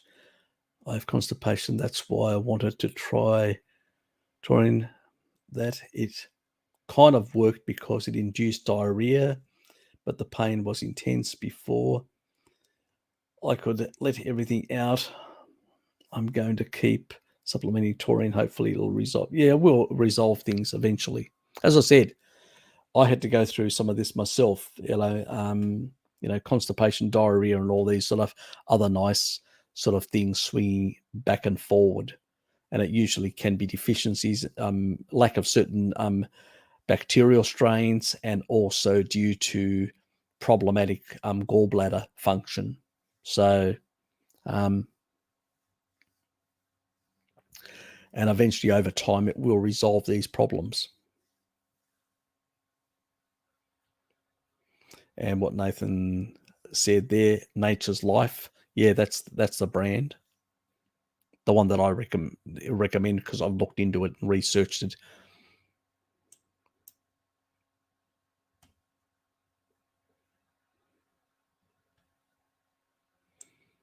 Yeah, it does improve sleep, and it does improve something that I forgot to do today, obviously. That's probably why I'm still here. Harry, my dad is bipolar. He's on prescription. That is fatty acid. I had him on keto for a while back. He was doing well, but as Georgia Eads warned, meds stopped working when he became an efficient fat burner. But we just add some fat around meds time to stop that. Yep.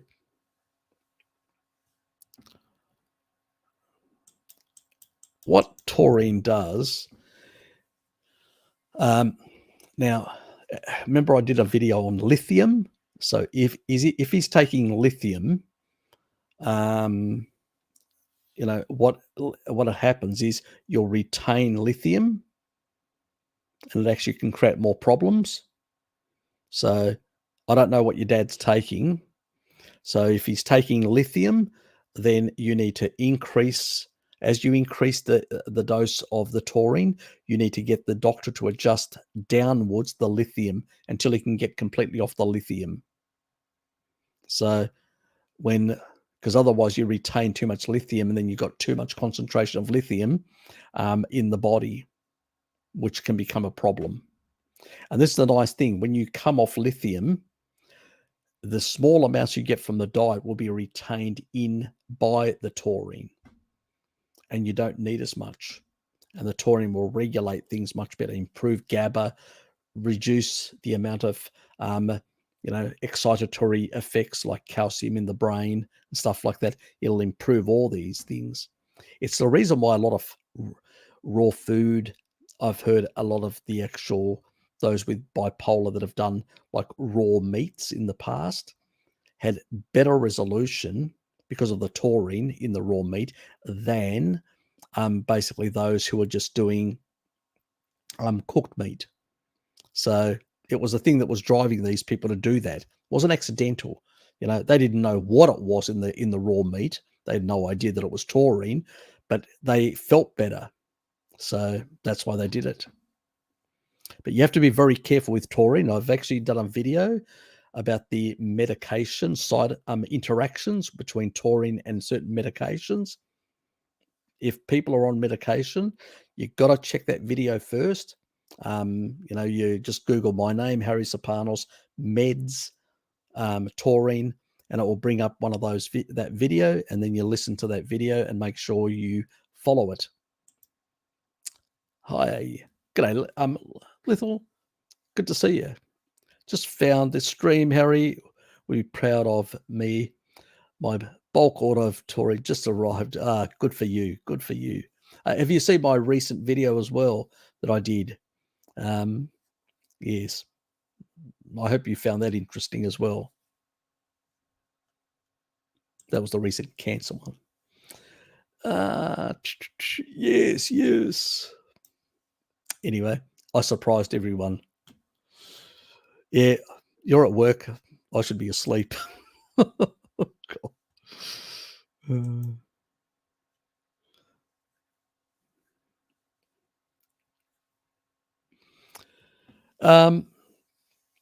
You'll still get some level of myostatin inhibition, because you remember you're still having growth. It's usually after the actual hypertrophy exercise. That's when you basically are actually building muscle after in recovery. So it's just what it does is, because it actually enhances the actual the ability to do more and improve some of that sort of side. But having it after as well helps with, in terms of, obviously, because it actually reduces lactate, it will actually enhance fat oxidation, which is the other part as well. But in that regard, but you should be consuming meats, steak and eggs after about an hour-ish after you've done that sort of hypertrophy training. And what you'll do is you'll get more enhanced effects. Yes. Is it safe to do Pfizer protocol for senescence as a long-term type 1 with Cerule? I recall you stating that for half a year and every other month. Could you also add niacin on the second half? Yeah, you can. I've got no problems with niacin. A low dose, you can take it every day. But the only reason why I recommend Pfizer for people that have got cancer or severe senescence, like damaged cells and stuff like that. It's for those people, and combining it with Cerule can be really important in that regard. So it can actually help quite a bit. The other thing is, now taurine, if you combine taurine, because somebody that's got diabetes 1, it does lower blood sugar levels, and it also reduces lactate, which means, it actually pushes more acetyl-CoA into the Krebs cycle. So the amount of sugar, that means you really need to be careful with the insulin, because your insulin requirements, the higher you go on taurine, the insulin requirements will come down. Because if you've seen my recent protocol on Pfizer that I've done, the new one, it talks about how to do it in the evening together with taurine to magnify melatonin, and then melatonin magnifies the senolytic effects of Pfizer. So it's more bang for your bucks for people with cancer or a lot of senescent cells. So yeah, so in that regard, it can help. The other thing is with taurine, if you've got diabetes 1, I do generally recommend people do much higher doses of taurine. And the reason why I recommend that is because it has been shown, I haven't done the video, but it has been shown to heal and improve the functioning of the pancreas. So you may surprise yourself, let's put it that way. But at the same time, if you're doing these higher doses, I don't want people doing, because remember, fisetin also is an inhibitor of mTOR. So if you're chronically doing fisetin, you'll end up with low mTOR, and low mTOR means you're basically like in a it's equivalent to a very highly catabolic state continuously. Well, that's going to break down tissue. It's going to break down tissue. It's not healthy to do it long term. So you want a bit more pulsatile. Now, when people have got cancer and stuff like that active, I usually get them to do it every second day. But that's different because these people have really got active disease, and the priority isn't losing a bit of muscle mass. The priority is eliminating as many of the cancer cells as we can and senescent cells and reverting somebody back into a state where, they're in remission. So that's a very different thing, so it's one protocol for a specific group of people.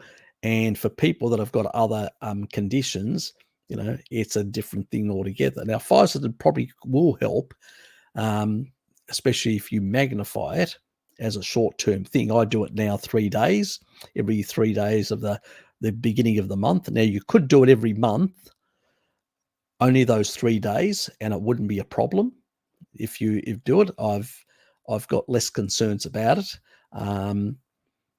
I tend to combine it with a bit of fasting as well, to magnify the effect of clearing out the old cells and stuff like that.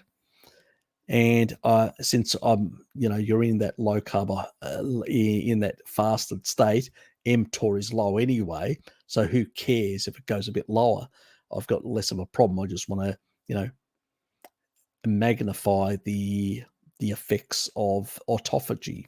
So I don't have a problem clearing out stuff and eliminating stuff, because fasting itself magnifies the effect of basically has similar senolytic effects, so to speak, where autophagy, apoptosis can be induced.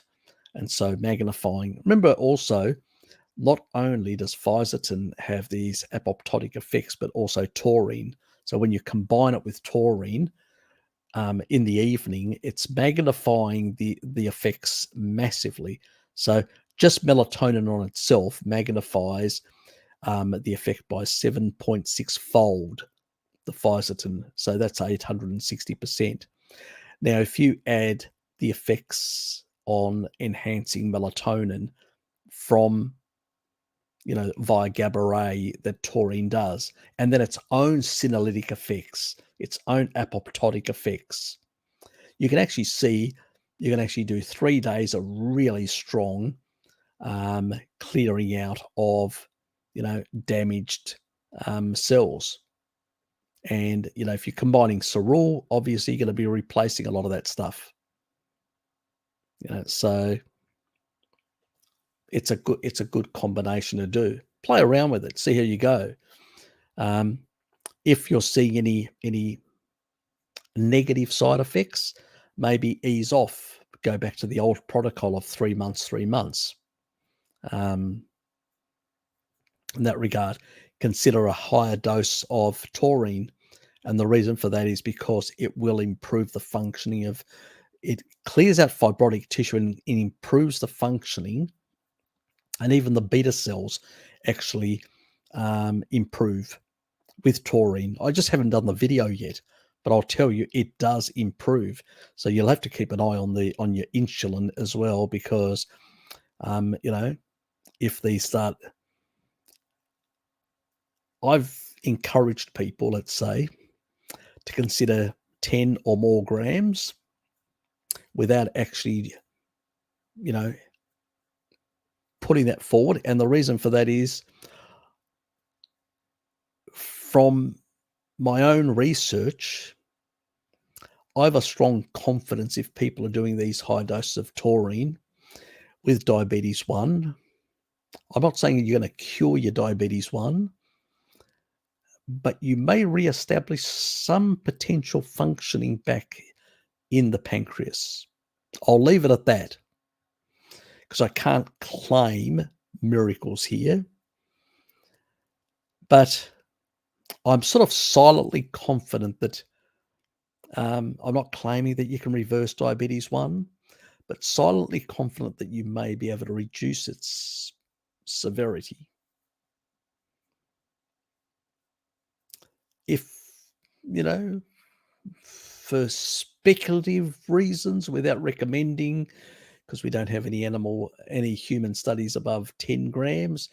But, if somebody was to theoretically do much higher levels, could that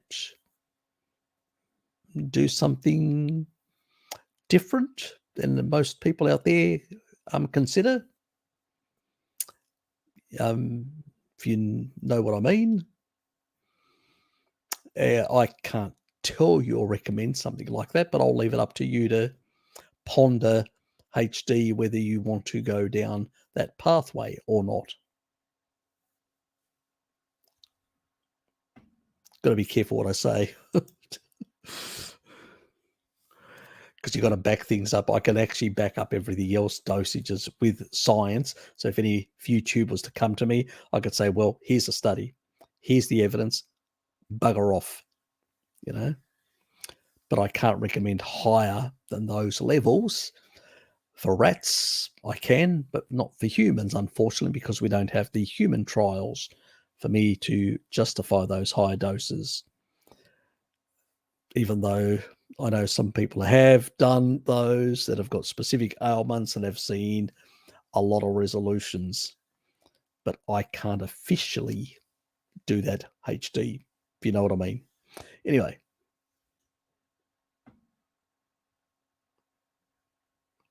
David, Lilith has been around for a while. So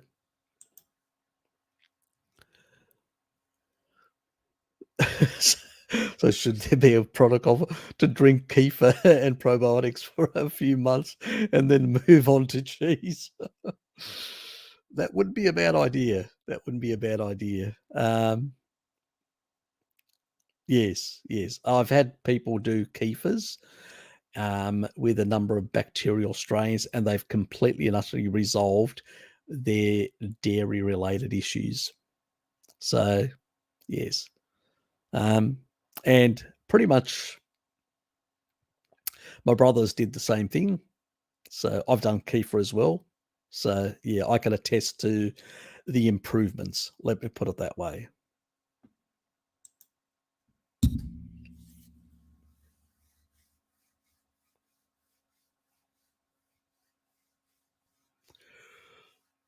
Oh, I think if you've got enough taurine, it tends to regulate the microbiome. So I've never heard of anybody, like overdoing it in that regard. And if you've got good levels of, bile coming through, it will reduce the amount in that regard. So we just try and get a bit more rutary, because it suppresses a lot of the pathogenics and allows then taurine to re-regulate much easier. That's another reason for the kefir, that it does really help those beneficial strains as well. Well, that's what we've seen, and that's what some of the researchers elucidating towards. You've been overdoing it, mate.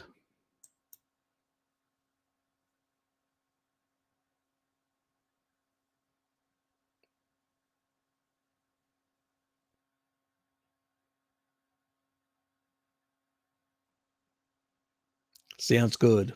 Take care and keep me in the loop.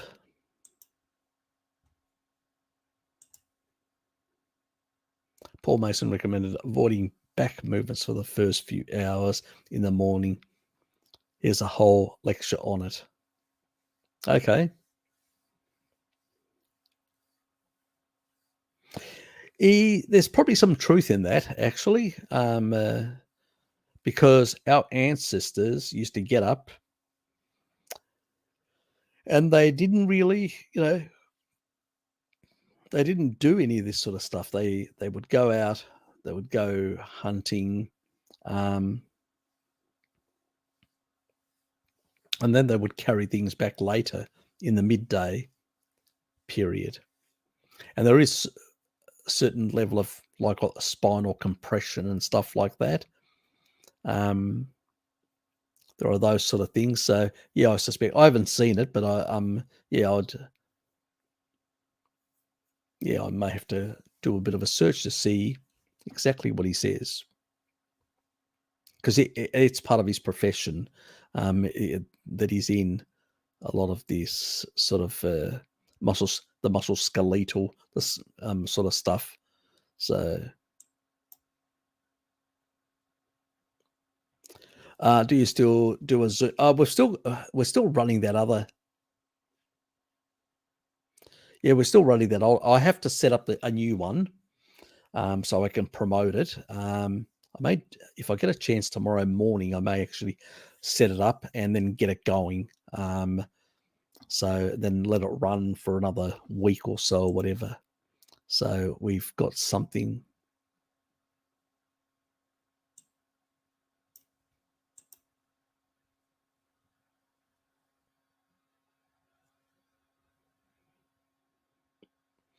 You're going to do it properly.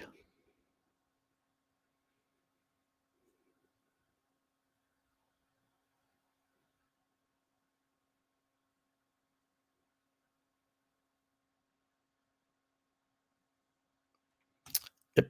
That's the reverse electron transport stearic acid biohack for biogenesis of new mitochondria. For those who don't know what HD is talking about.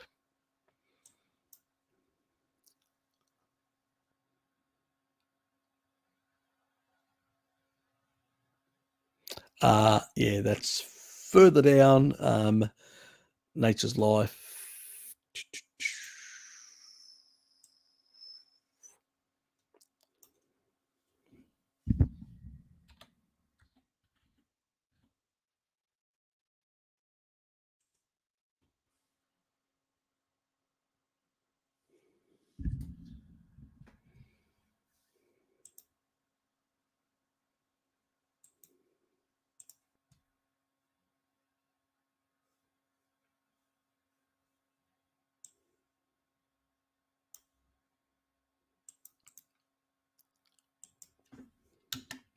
It's in the chat, right at the bottom.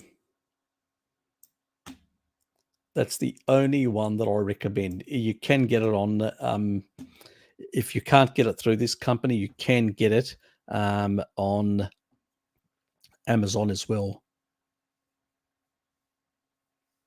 Believe it. So it is available there.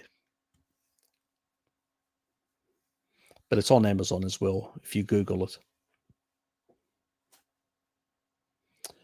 You told me that a person who had lost weight by eating fat without any protein or carbs. My question there, does this person lost? No, not really.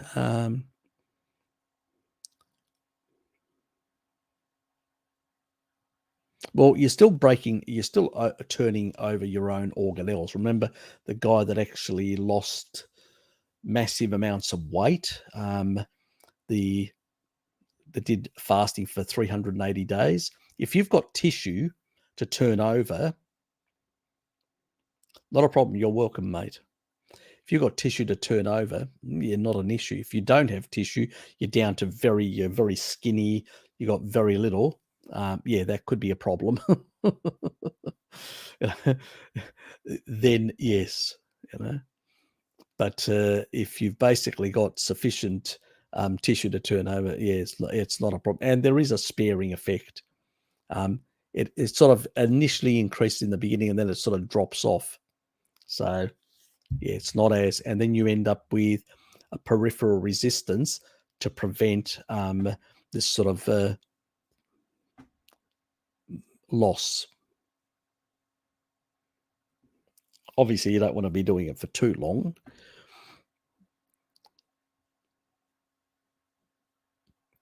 That means we're talking about now here fasting type thing.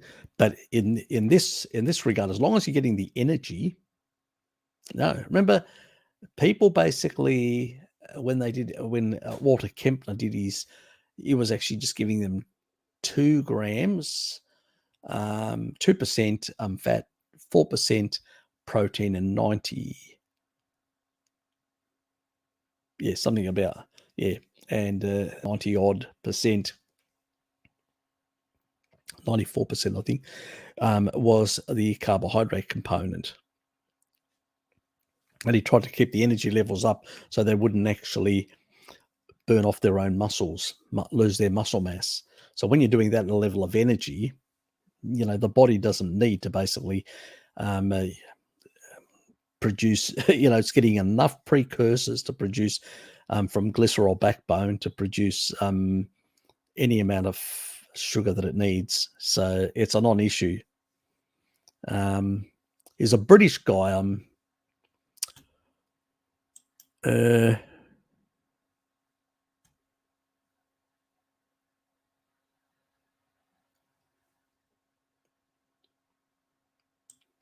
yeah, I don't. Sam something. He was a British guy. He did an experiment for I can't remember 1 month or 2 months or whatever he did, and he did 5,000 kilocalories of saturated fat. If you Google 5,000 and Sam 5,000 kilocalories, uh, I'll do it now. Uh,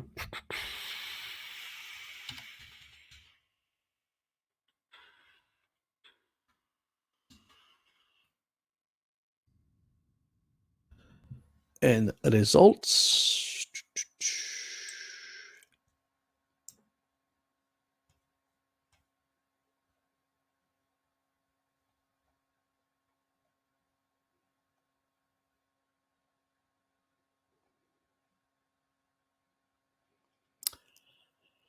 Where is it?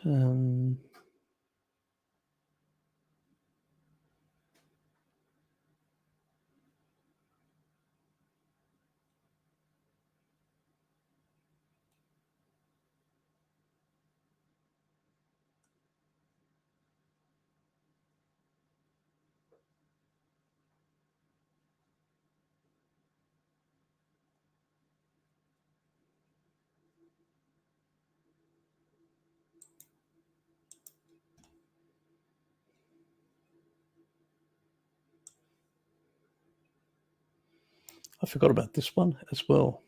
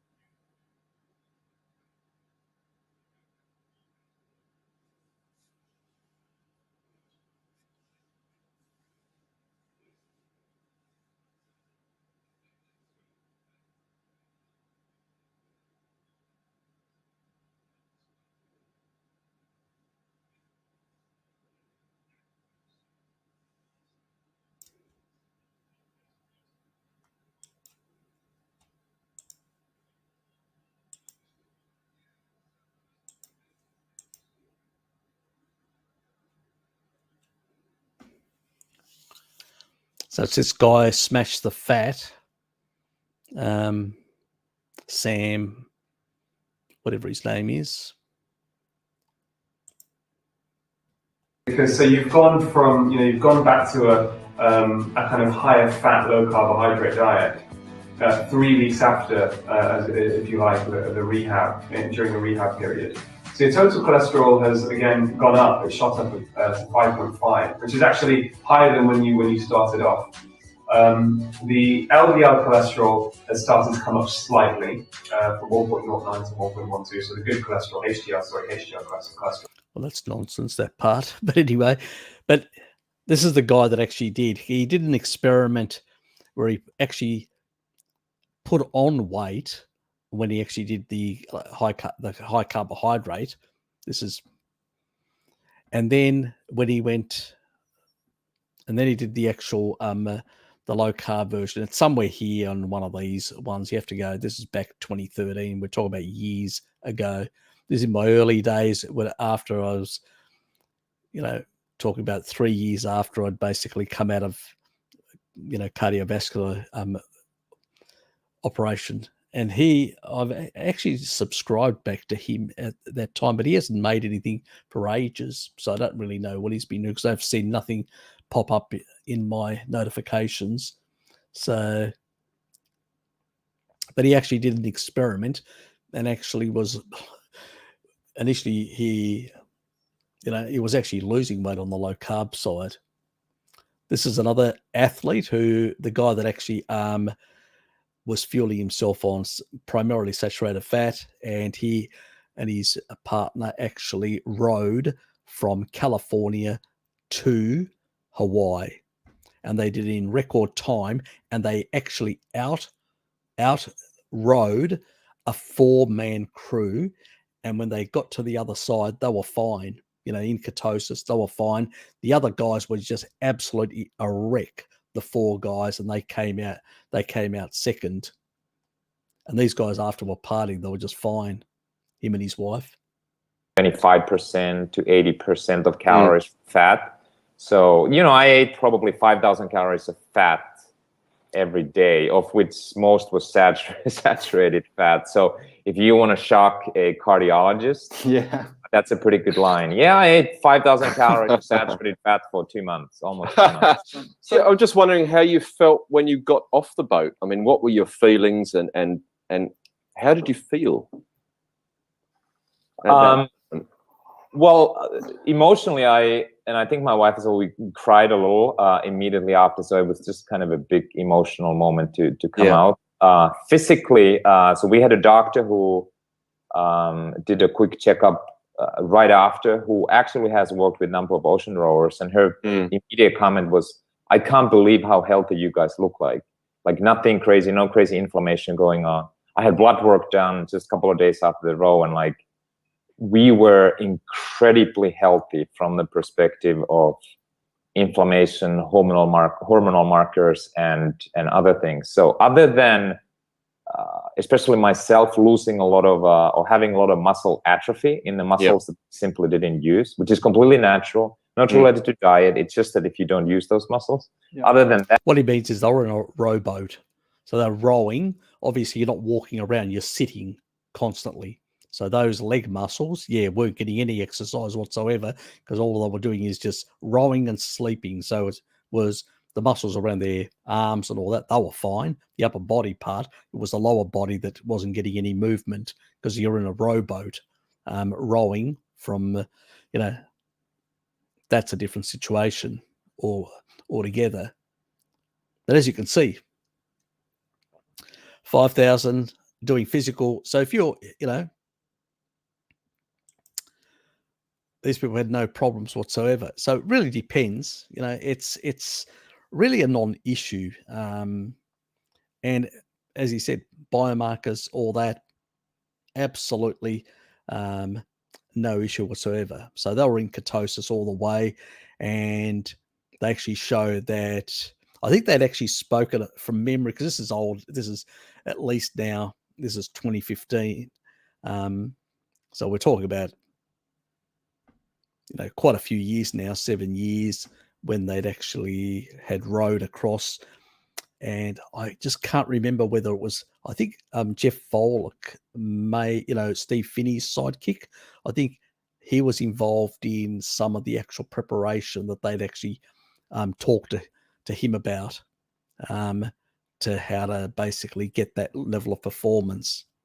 So, no, I mean, if you're doing quite a lot of physical, you can consume massive amounts and you can still lose weight. You can still, but also perform at the top without any inflammation, without any of these problems whatsoever. You hear all the bullshit. Oh, if you consume shitloads of fat, you're going to end up with all this inflammation. The complete opposite. The other guys were a wreck. There's actually a video. They actually did a movie on this. So all you need to do is just basically Google it and you'll find it. So it's Sammy Incan.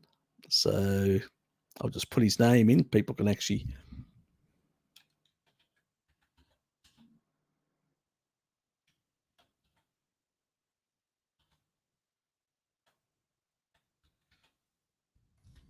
Here's the rower.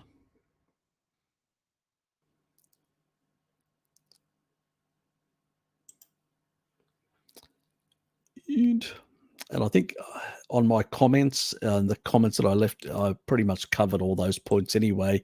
Elizabeth, just go and read the comments.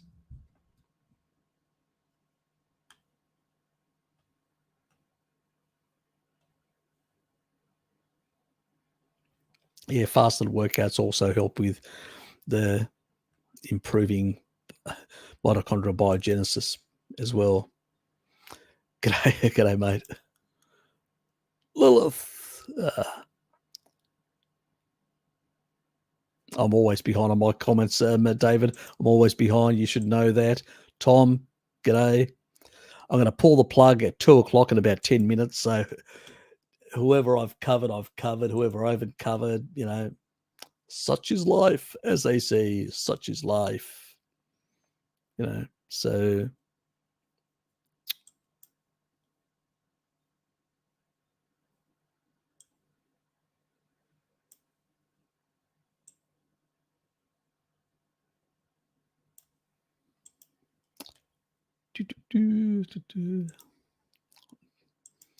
Jump ahead, bit ahead.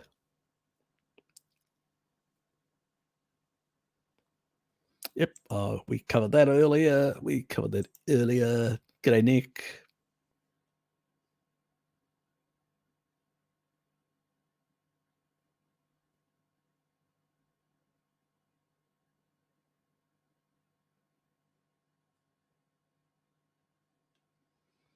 Yeah, for the first time. Yeah, it is. Yeah, so he was taking, because usually I do recommend people take 1 or 2 grams initially and then work their way up to 4 to 6 grams, not to go just bang to the high levels. And you're correct, Nick. I do recommend that, but nobody listens. You should know that, Nick. Nobody listens.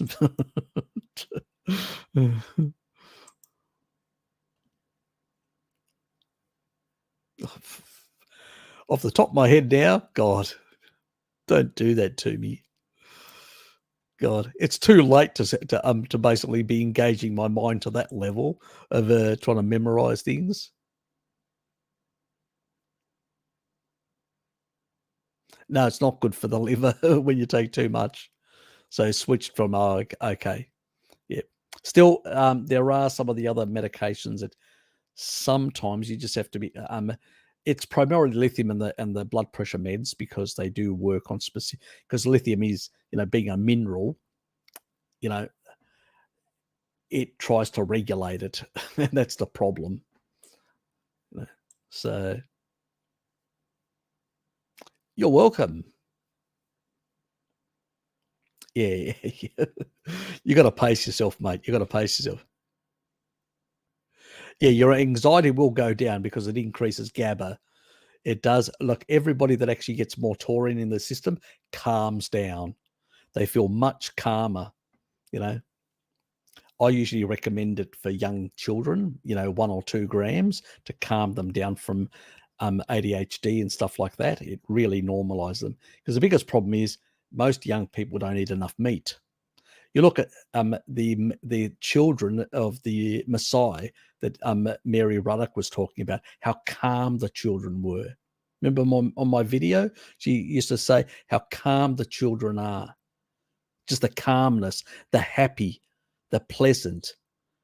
They are sociable and calm, and they're not basically having a tantrum. Again, species appropriate diet normalizes, calms you down, lowers your anxiety levels and all this. So yes, obviously when you haven't been on a species appropriate diet for a very long time, it sometimes takes a bit more to re-regulate those things and bring them back to the normal homeostasis. That's why we use taurine as a biohack in much higher doses. You've got to pace yourself, especially when there is neurological or there is those sort of health issues or gut issues, severe gut issues. We need to slowly sort of pace ourselves and allow the body to adjust. So don't go mad very fast. Yeah, got to be patient. What's wrong with people? Just not as patient as they used to be. Wacky Toaster, how are you? 1 million grams. That'll do it. You know, if you ask such a question, expect such an answer. God. I hope you've got a big bank account.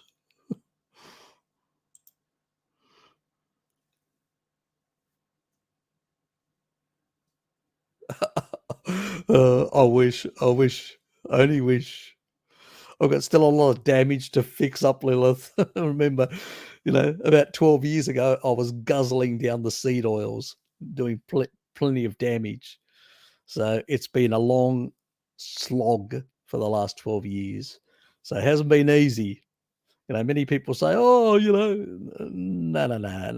It's been a long slog and difficulties and painful and, and going down wrong rabbit holes and then creating other problems. So it's been a long slog to get here. So yes, you're seeing the after effects, not the early effects.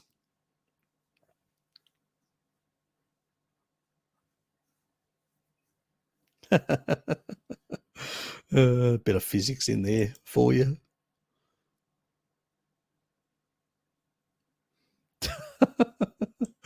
Yes, good point. Holy shit. It's true, damn. 22 years. I would stroke out. Take 8 grams of taurine. 4 grams in the morning and evening. Okay.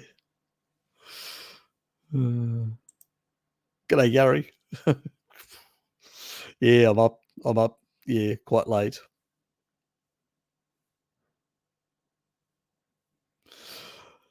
I wish. I wish it could. There's bloody too much of it at the moment. Far too much of it, Gary. Far too much. Yes, I wish it would.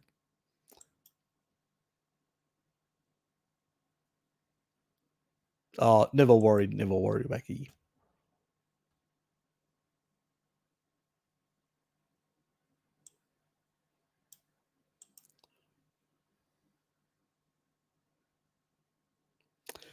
See you, Deborah. Stefan, how are you, mate? I heard if someone eats meat and fiber at the same time, the fiber will disrupt absorption of meat, small intestine. Is that true? It will actually may have a negative effect in the stomach as well, in terms of the level of, the level of acidity that you're required to break down meats and stuff like that. Apparently,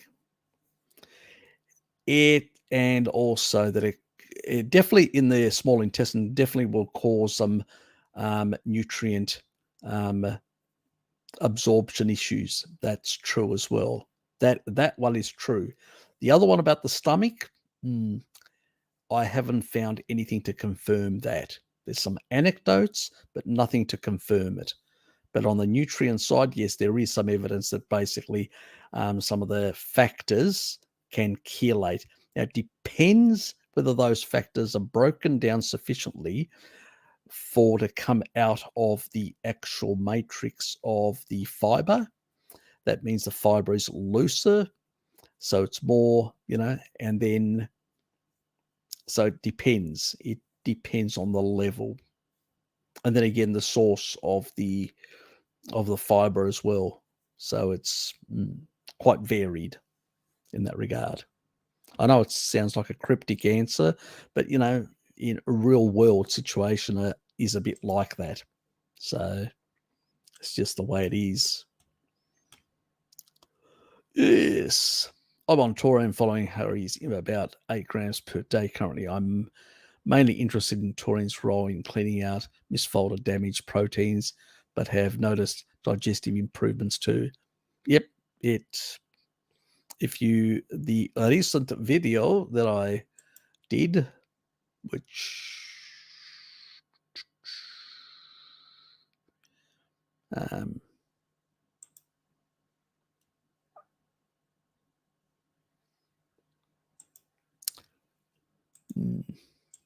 wish people would look at the videos.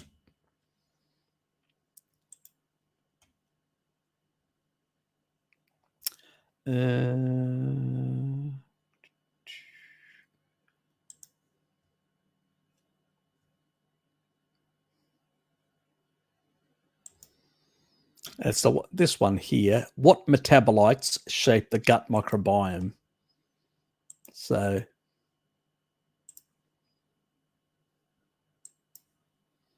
it's this one here. I'll call it gut. That video there. People haven't watched that. What are you doing? Why aren't you watching it? That's a real good video that really covers things about the gut very well. It explains the reason why taurine basically regulates inflammasome and fixes up the gut. Why all these people that complain and moan about histamines and all these problems and all that, they're not eating enough meat, so they're not getting enough taurine to regulate those. And there's the proof in that. That video should be shared around in the low carb community, because a lot of people are talking nonsense once they realize that all these issues about histamines and SIBO, small intestinal bacterial overgrowth, is basically a meat deficiency, a deficiency of eating sufficient meat is really what it is. I recall starting later in the year, come out with skin rejuvenation protocol based on certain enzymatic processes. You never know your luck in this world. I've got a number of women begging me for some stuff on that front. It's nice when they beg. Anyway, let's move on before I get into trouble.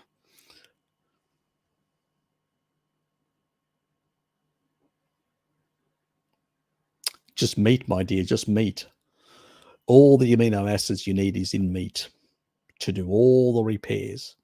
But you may need certain sulfur amino acids like methionine, cysteine, and taurine, which again are in meat and those animal foods to fix those organs.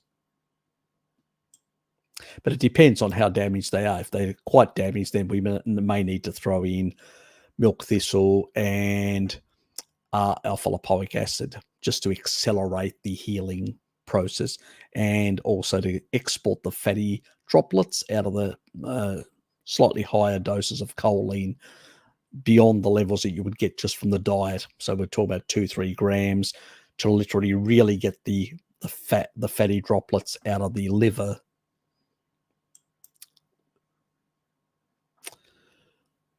Although, is there a point of supplementing taurine of one only eats raw beef. Also doesn't.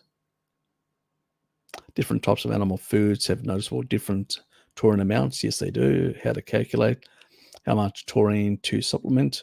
I did make a video, and it covers. Don't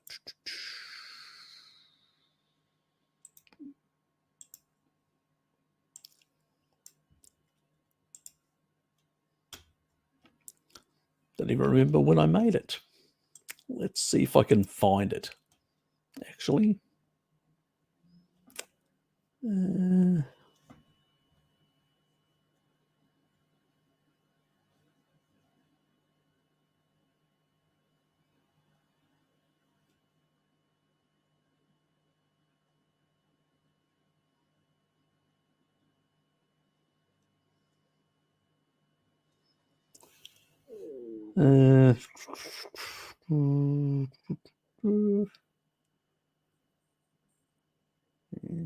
I make it?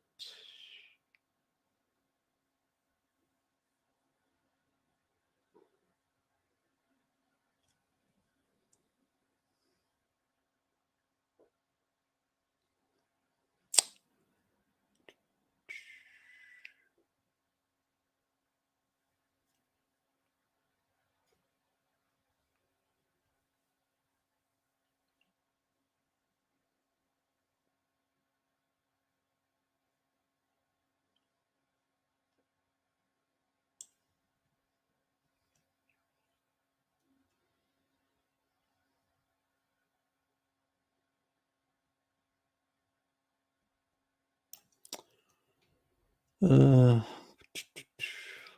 thought I made it. Oh, I didn't make it.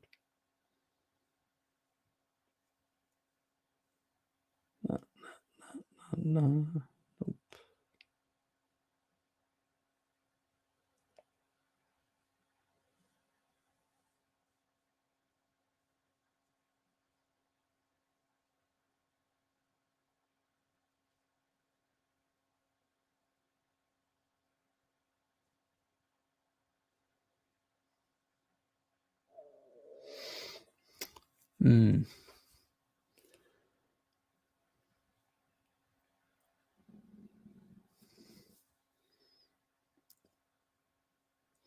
Not sure. Maybe it was this video which I've called.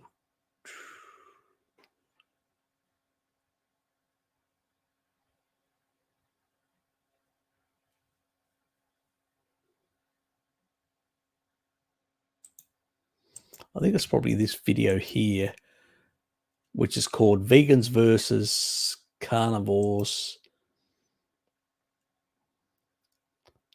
And why taurine is a foundational nutrient in the human diet.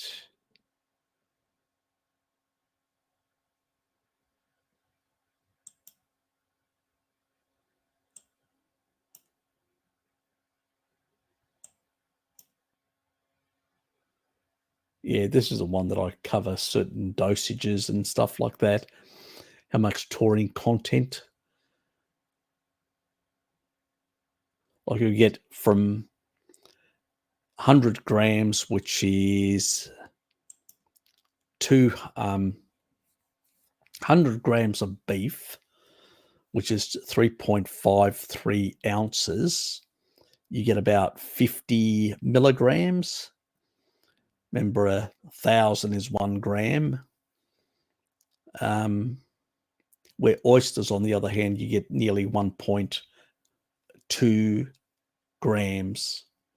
Hard clams are very high. Scallops are very high, just 100 grams. Octopus is, up to nearly 550 just for 100 grams. So if you do 200 grams, you basically 1 gram. So if you do Korean prawns are pretty high as well. Different. The seafood, the shellfish and stuff like that, and some of the, and it also covers and its sources in the diet. So,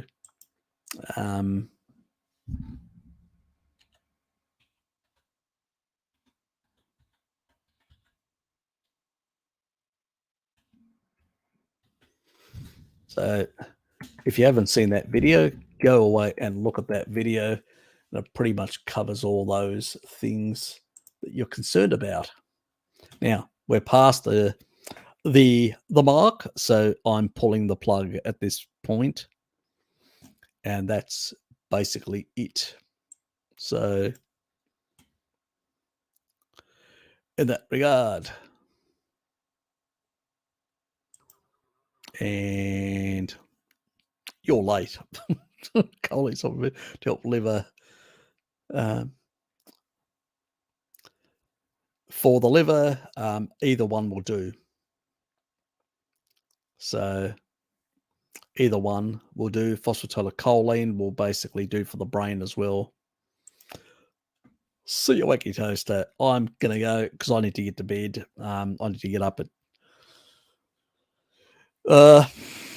what is it? In about 7 hours, so I can get ready and then go for a walk right after that. So I got no option. G'day, Betty. How are you?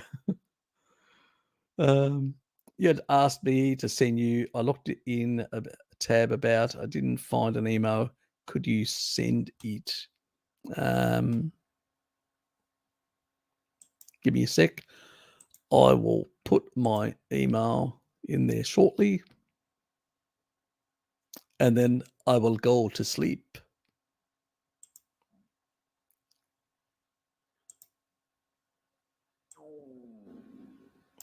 And so,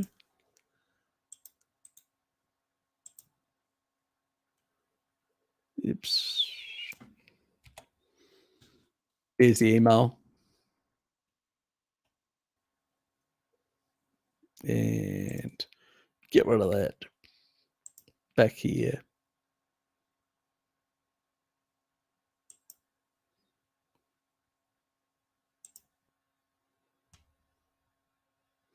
Oh, well, I'm off to bed. Anyway, thanks, guys. Appreciate it. And I will see you lovely people next week. There won't be any live stream this coming Sunday. I'm sort of caught up with other things. So you're welcome. So got to sort those things out. And thanks, Lukey. Take care. And I will see you lovely people next week. And in about 8 hours from now, there will be a video that I made earlier today, which covers insomnia. And I think some people in the Carnival community have been plagued with it for specific reasons. And I think it'll be a bit of an insight for people out there. Anyway, take care. Good night and see yous. And I'm off to bed.